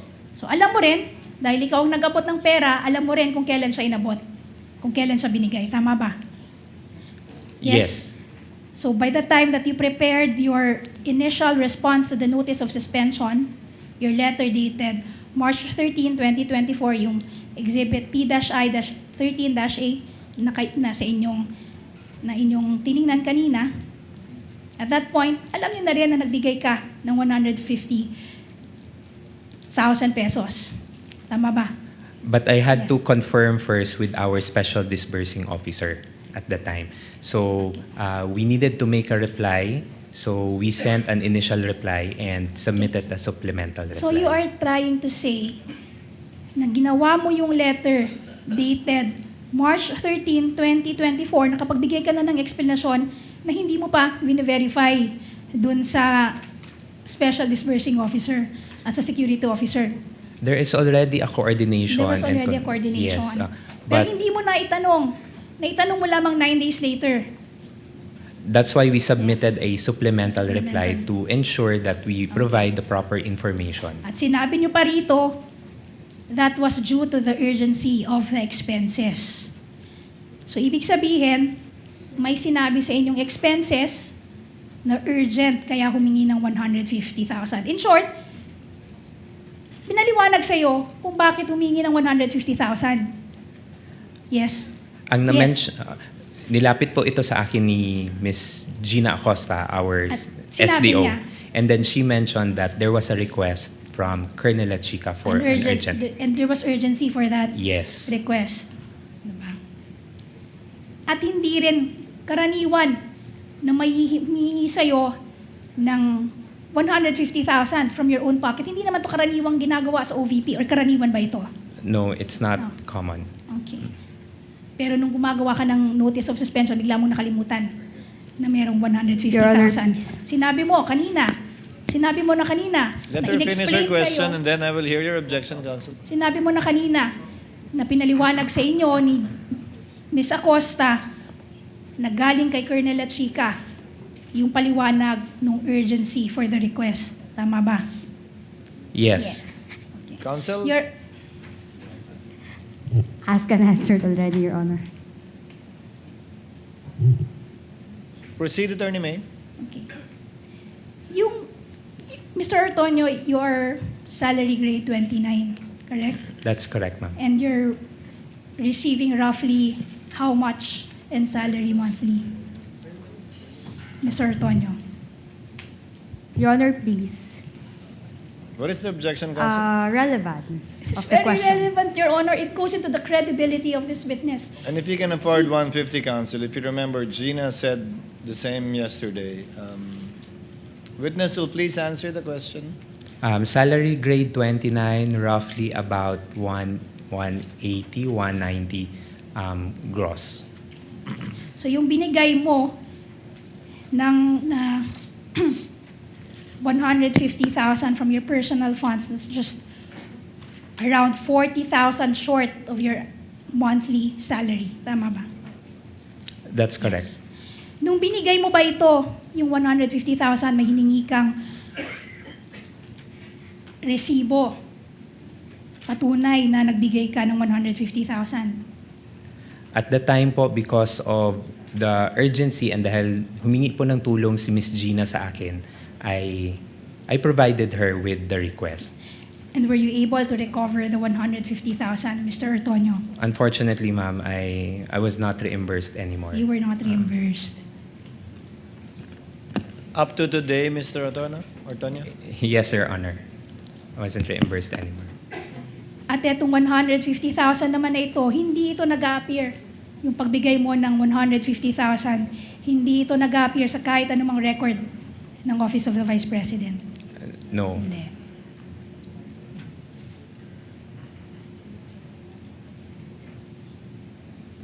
Now, pumunta na tayo sa purchase of supplies.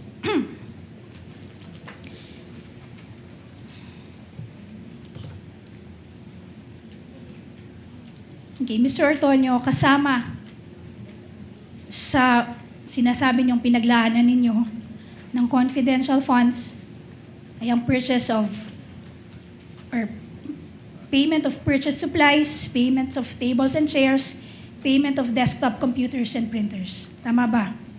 Correct. Okay. Ang mga desktop computer, printer, mesa at upuan ay mga bagay na hindi nauubos or tinatawag na non-consumable. Tama ba? Yes. Again, more than or almost 2 decades na kayo naglilingkod sa gobyerno. In fact, naglingkod din kayo bilang pinuno ng Human Resource Management Office nito. Alam niyo, Mr. Antonio, ng ari-ariang binili ng pondo ng bayan or pera ng bayan ay pag-aari ng gobyerno. Tama ba? Yes, I would Yes. say so. At alam nyo rin na nakatala ang ari-arian ng gobyerno. Ibig sabihin, yung mga government properties, these are recorded. May karampatang property number, property acknowledgement receipt, accountable officer at annual inventory. Tama ba? Yes, if procurements through the regular funding. At sinasubmit din ito, yung inventory na to, isinasubmit din ito sa opisina ng Commission on Audit. Tama ba? Yes, for the inventory. Okay. Pero, aaminin mo, you will confirm na para dito sa mga purchase ng supposed supplies, computers, tables and chairs, wala kayong sinubmit na inventory para dito sa COA. Tama ba? Specifically for these items, they were not reflected because I'm of... not asking. Yes, thank you very much, Mr. Ortoño. I'm not asking for the reason. Your Honor, please. I'm just asking whether or not you submitted an inventory to the COA. So, Attorney Christine? The witness is answering the question, Your Honor, if he can be allowed to answer. Again, let it be the subject matter of cross. I think the answer given was sufficient already. okay. And para din dito sa mga supplies na ito, wala ring binigay sa iyo na invoice or official receipt. Wala nitong, tama ba? None. Okay. Wala ka ring nakitang records ng sales invoices na to at mga official receipts sa buong record ng OVP. Tama ba? None, ma'am. Wala ring dokumento na magpapakita na ang mga bagay na ito ay i-donate ng OVP sa kahit sino man. Tama ba? No record in Yes. terms of the donation. Hanggang ngayon, ikaw personally, Mr. Ortoño, hindi mo rin maituturo kung nasaan na itong mga mesa, upuan, supplies, computers na nagkakahalagang 3.5 million. Hindi mo naman ituro kung nasaan sila. Considering that these are procurements for confidential activities, no, ma'am, I would have no personal knowledge on where these items are. And I would suppose wala ring nakapagturo sa office ng OVP kung nasaan itong mga mesa, computer, supplies na ito. Tama ba? Your Honor, please. Attorney Christine? Speculative, Your Honor. How is that speculative, Your Honor? Or asking for an opinion. How is that asking for opinion, Your Honor? I am asking whether, to his knowledge, there was anyone in the OVP who could point to these non-consumable items. Her wording was, I suppose. She did not say to your knowledge. Okay, then I withdraw. I drop, Your Honor, the phrase, I suppose. Mr. Ortoño, tama Witness ba? may answer if he knows.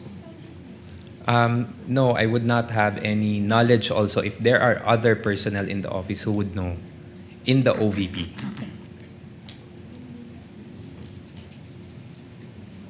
Conversely, hindi mo rin masasabi kung merong nakakaalam, kung talagang nag-i-exist itong mga mesa, tables and chairs, computers at supplies. Your Honor, please.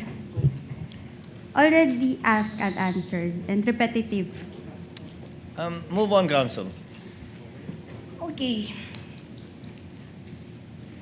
Earlier,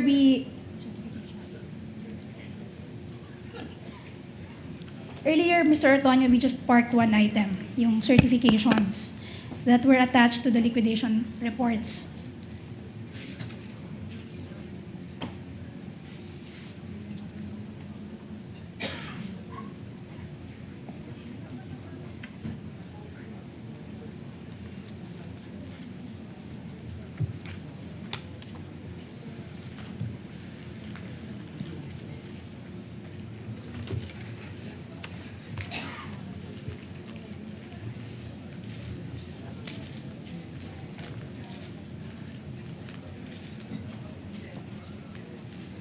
You will confirm, Mr. Antonio, that the Vice President herself signed all those certifications.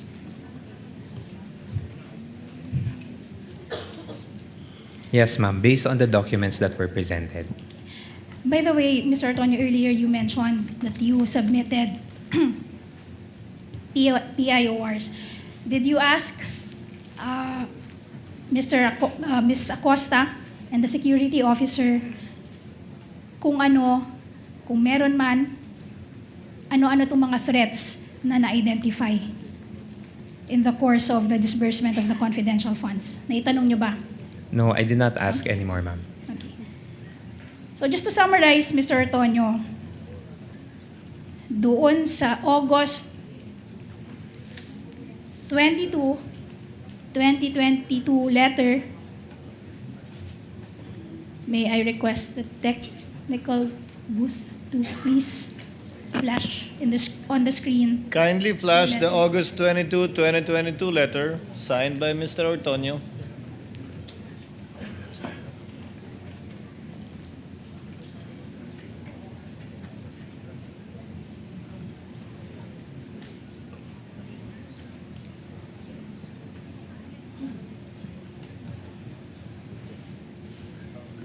Just to summarize, in that letter, ang pinigay niyong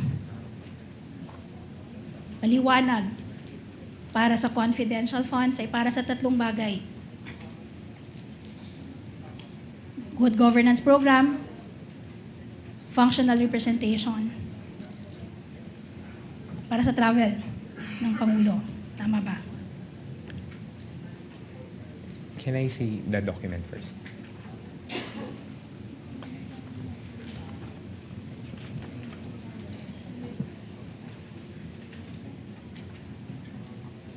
Ma'am, I'll confirm on the good governance, but on what we indicated, ma'am, is on the conduct of official engagements Official and engagement. functional representation So three, in domestic and in international and domestic events.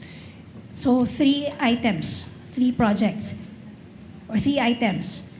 You have governance, good governance program, you have official engagements, and functional representation. Tama ba? That's basically two, ma'am. That's the implementation for good governance program and conduct of official engagements and functional Okay. representation. Thank you, Mr. Antonio. I stand corrected on that. So those two items. Pagdating sa PFP, ang justification for the 2022 PFP and justification was good governance program. Tama ba? Yes, based on the documents earlier, ma'am. Okay. Sa 2023 naman, socio-economic delivery program. Asked and answered, Your Honor, earlier. I'm sorry, Counsel. What was the question, Attorney May? For this 2023 certification, Your Honor, the justification was socio-economic delivery program. Asked and answered. On the assumption that she's winding up, Attorney Christine, because she said Yes, Your she's Honor. summarizing the points that were the points that the witness had already answered to. I will allow it. Witness may answer. Yes, Mr. Antonio. Do you want the question repeated? Yes, kindly repeat the question, ma'am. For the 2023, ang paliwanag niyo para sa confidential funds ay dahil gagamitin ito sa socio-economic delivery program. Tama ba? Yes, as indicated in the document earlier. Okay. At sa mga certifications naman na isinumitin ninyo in response to the AOM, sinabi dito na ginamit ang confidential funds para sa surveillance to ensure that no untoward incidents will happen. Tama ba? Yes, based on the document Based earlier, on the ma'am. document. At para naman, sa sagot nyo sa AOM,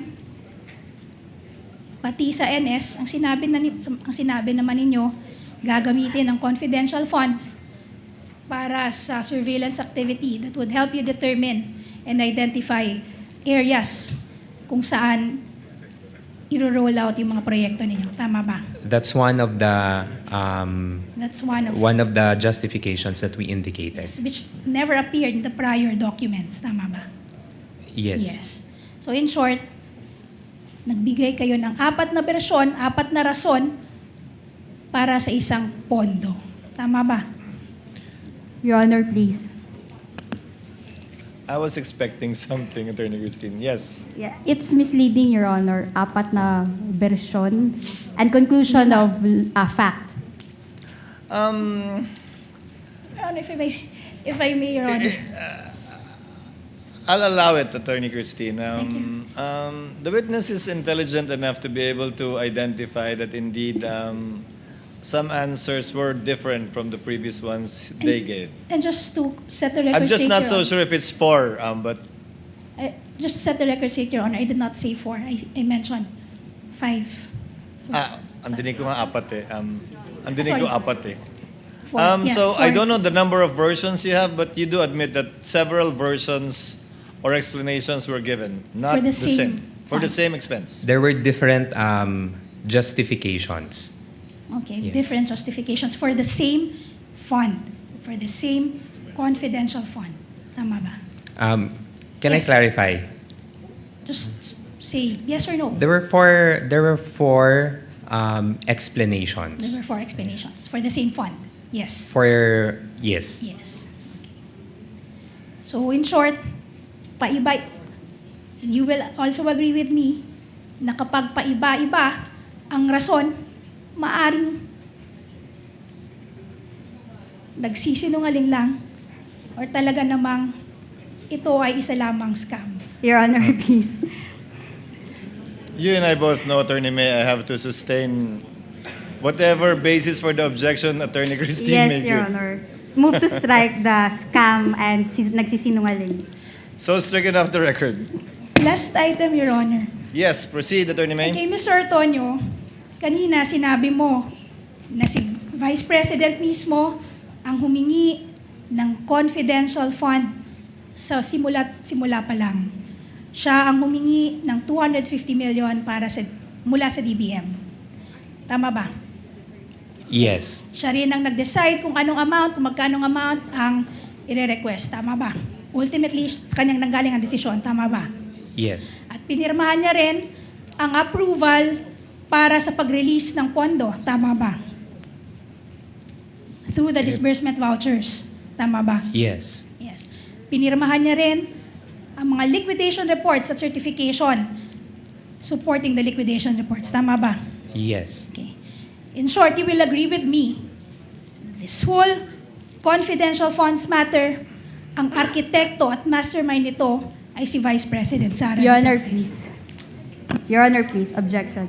Sustained. Counsel, Mastermind. Move to strike, Your Honor, the Your Honor, statement. May we request, Your Honor, that it remain on record? may I request you likewise Move to strike, Your Honor. I will have to strike it off, Counsel.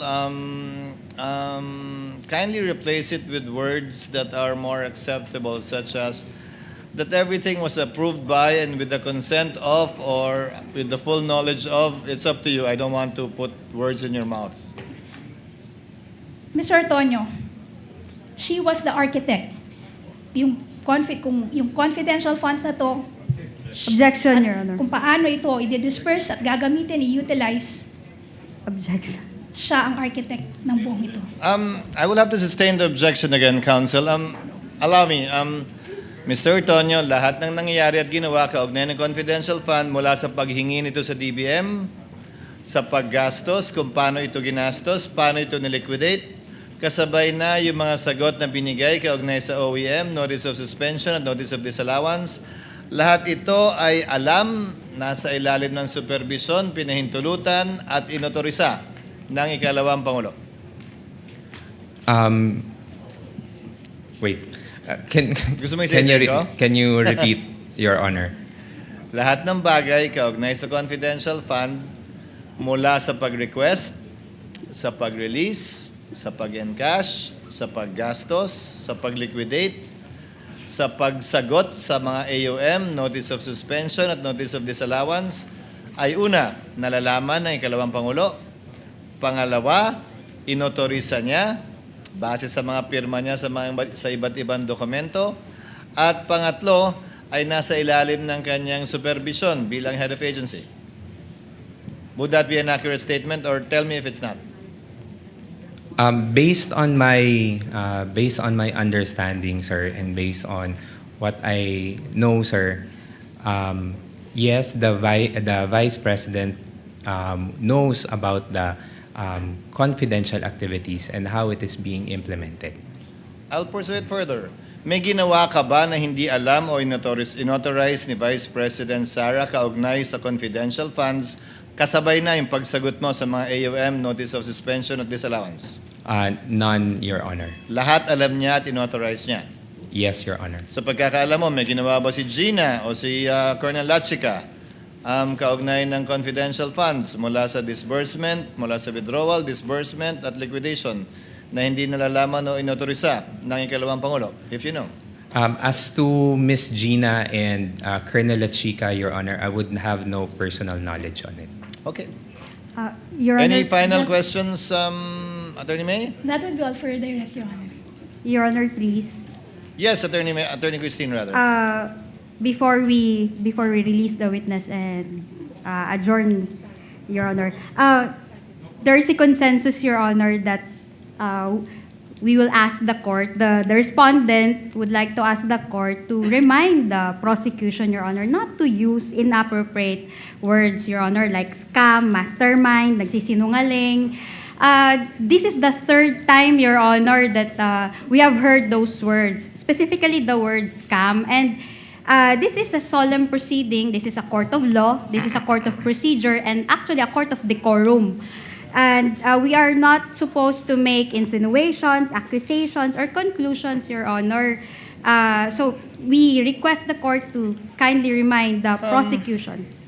Yes, I agree with counsel. Earlier, the court made an admonition and reminder to the counsel for the panel of prosecutors, but did not strike out those statements. But subsequent similar statements made were stricken off from the record by the presiding officer.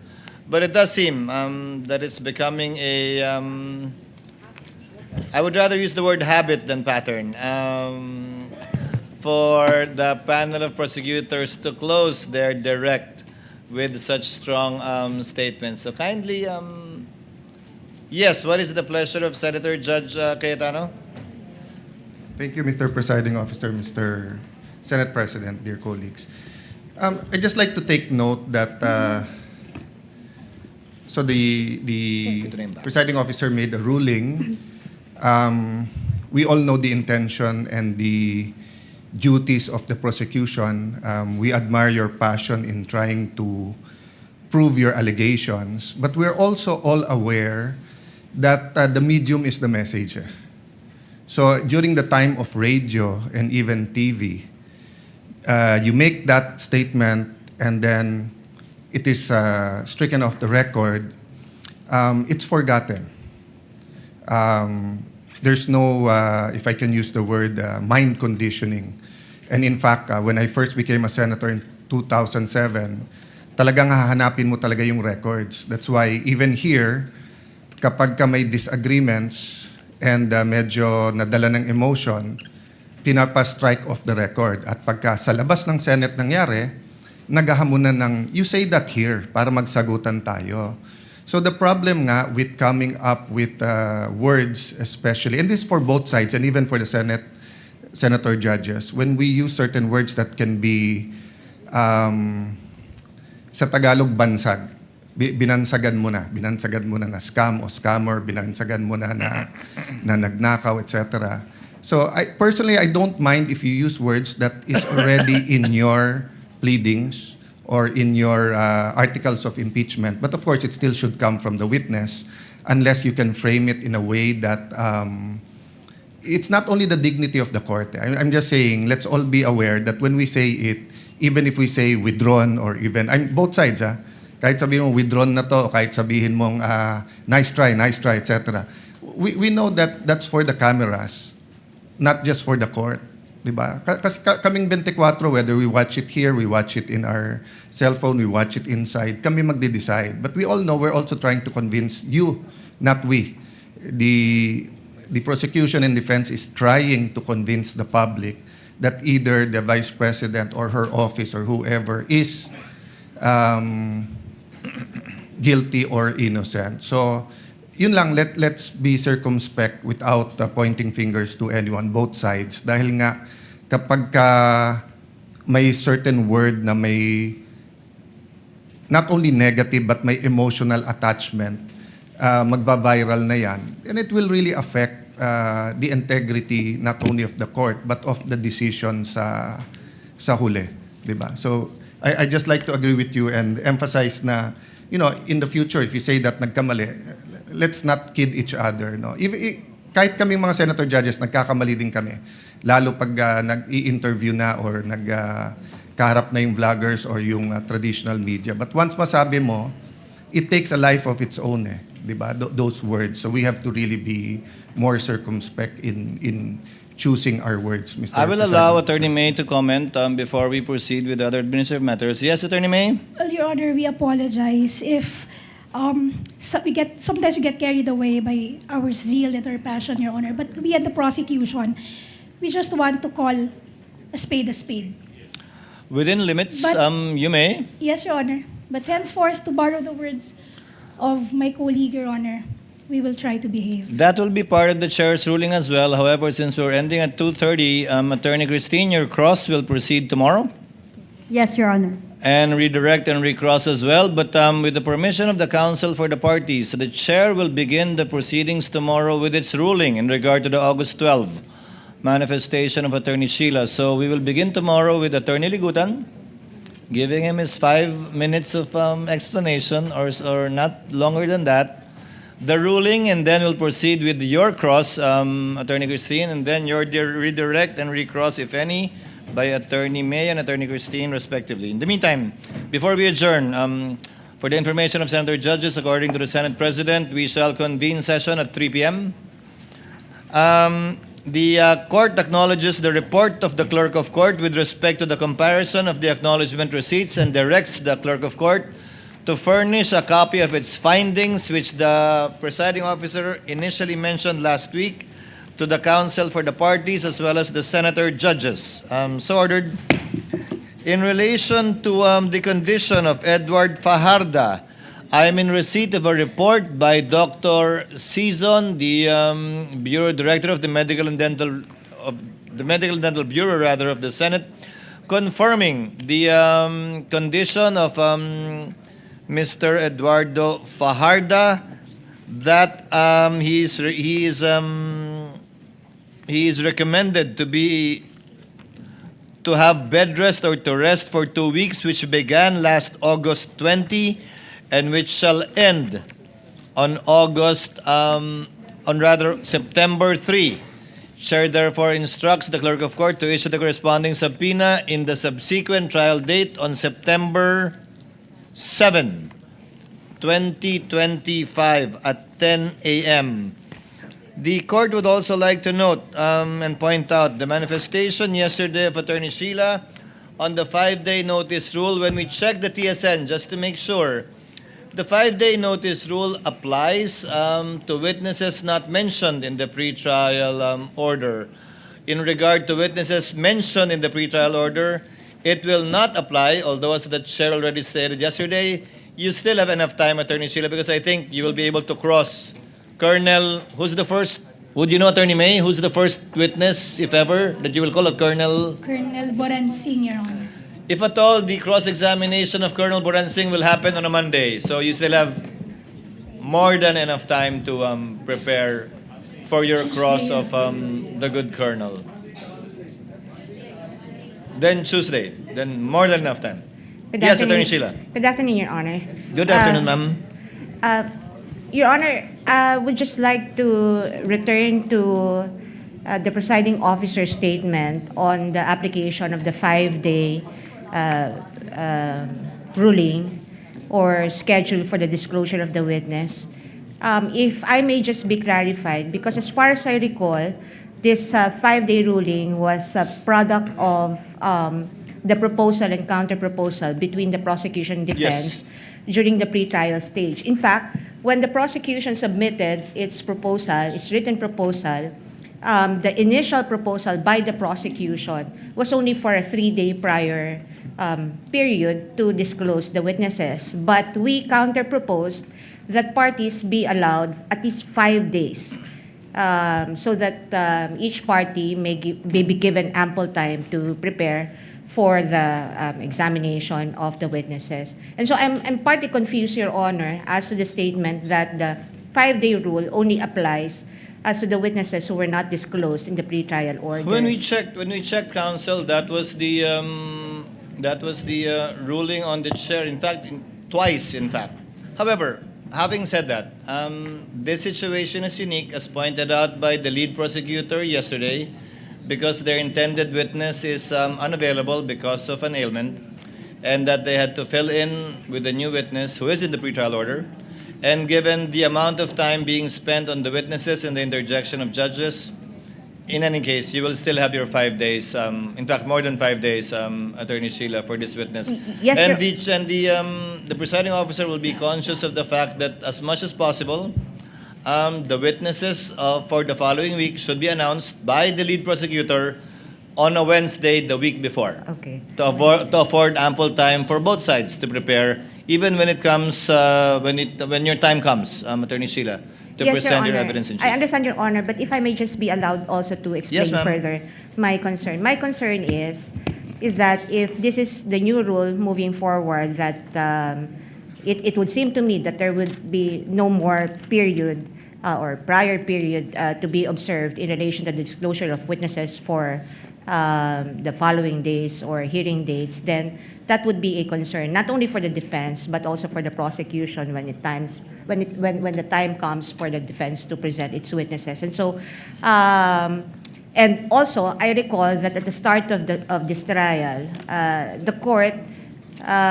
made it clear that, as the presiding officer had said, the parties must disclose their intended witnesses for the next week at the end of the hearing Yes. scheduled for the week prior. And so, even if I do not want to dispute what the presiding officer had said regarding the TSN or the records about this ruling, but just so parties are guided, may we now ask if the 5-day prior rule will still govern the proceeding moving forward. As a Your Honor. rule, subsequent witnesses for the following week should be announced in open court the Wednesday of the previous week. Okay, So Your kung Honor. sino man po yung mga testigo, sa darating na linggo, Lunes hanggang Martes, Miyerkules, dapat sabihin na sa huling araw ng paglilitis ng linggo bago yung susunod na linggo. Maliban na lang, ulitin ko, kapag may pagkakataon tulad ngayon, na medyo kakaiba naman, para hindi masayang yung oras at panahon ng husgado, kakaintay sa testigong hindi maganda ang karamdaman. So as a rule, counsel, yes, and we will make sure to afford time. And if you need more time, the court will be lenient in order to provide adequate time to prepare in fairness for both parties, not only the counsel for respondent. All right, Your Your Honor, Honor, we please. submit with that clarification. Thank you. Your Yes, Honor, just for purposes of Honorable Listro? clarity, Your Honor. Yes, Honorable Lisa? Because we acknowledge that we are still adopting and maintaining the 5 days. certain number of days required before the hearing for the succeeding week. But I understand the concern of Attorney Sheila from 5 days. Perhaps we can place it on record to change the 5-day notice rule to 4-day notice rule. That is to be consistent with Wednesday, Your Honor, as the submission of the witnesses for the succeeding week. It's the same, Council. Wednesday, Monday would be the 5th day, so that's still 5 days. It's not necessarily 5 days prior. Let's stick to what was originally agreed, and by way of exception, as the need arises, we will cross the bridge when we get there and still ensure that both parties will be given adequate time and will be given fair shake Thank to you, Your Honor. prepare Just for the witness. one more point, Your Honor. Yes, Just Attorney to Sheila?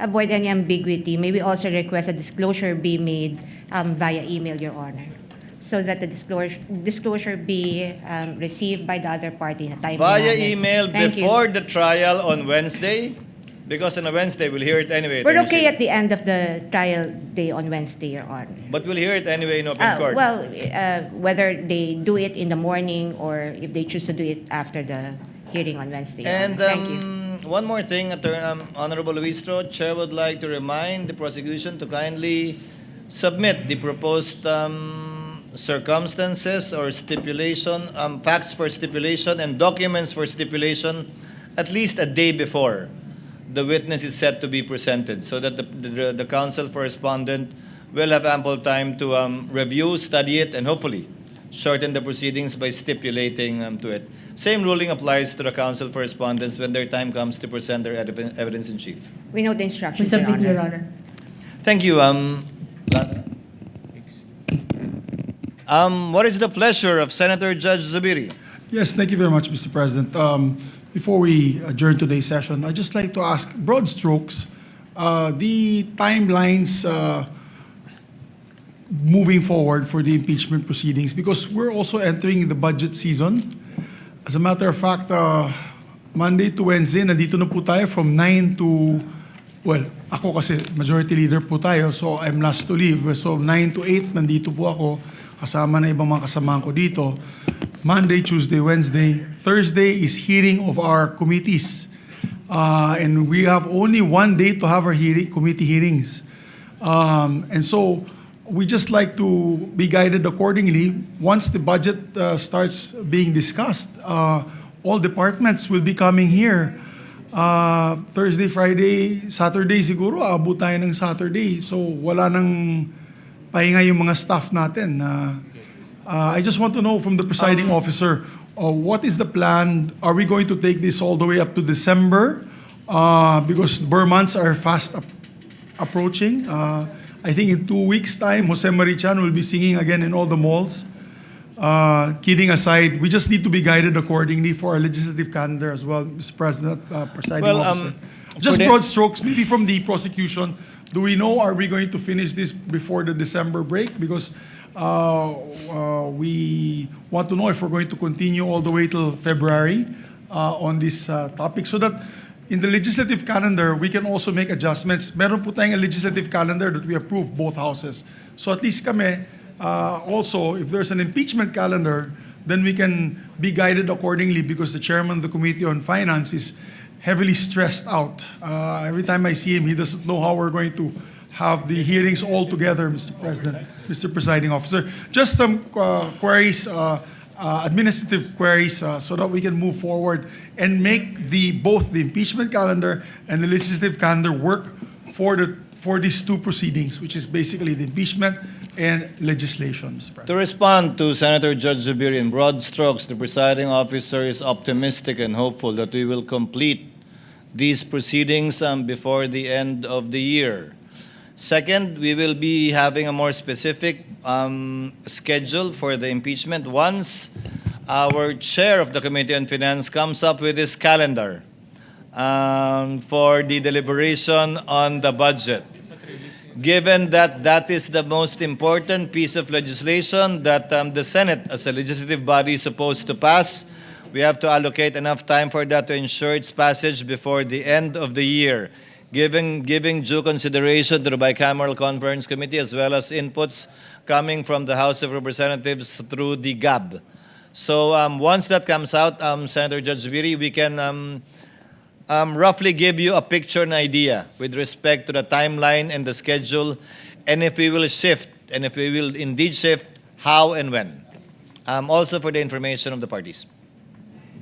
There be no other matters to take up and discuss. Again, tomorrow we shall have your first, the cross-examination of Mr. Ortonio. But before that, the comment of Attorney Ligutan, the ruling of the chair with respect to the August 12 manifestation of Attorney Sheila, and then redirect, recross, and intervention of the senator judges in relation to Mr. Ortonio, and if we still have enough time for the prosecution's next witness. There be no other points to take up. Trial is hereby adjourned until tomorrow, August 26 at 10 a.m.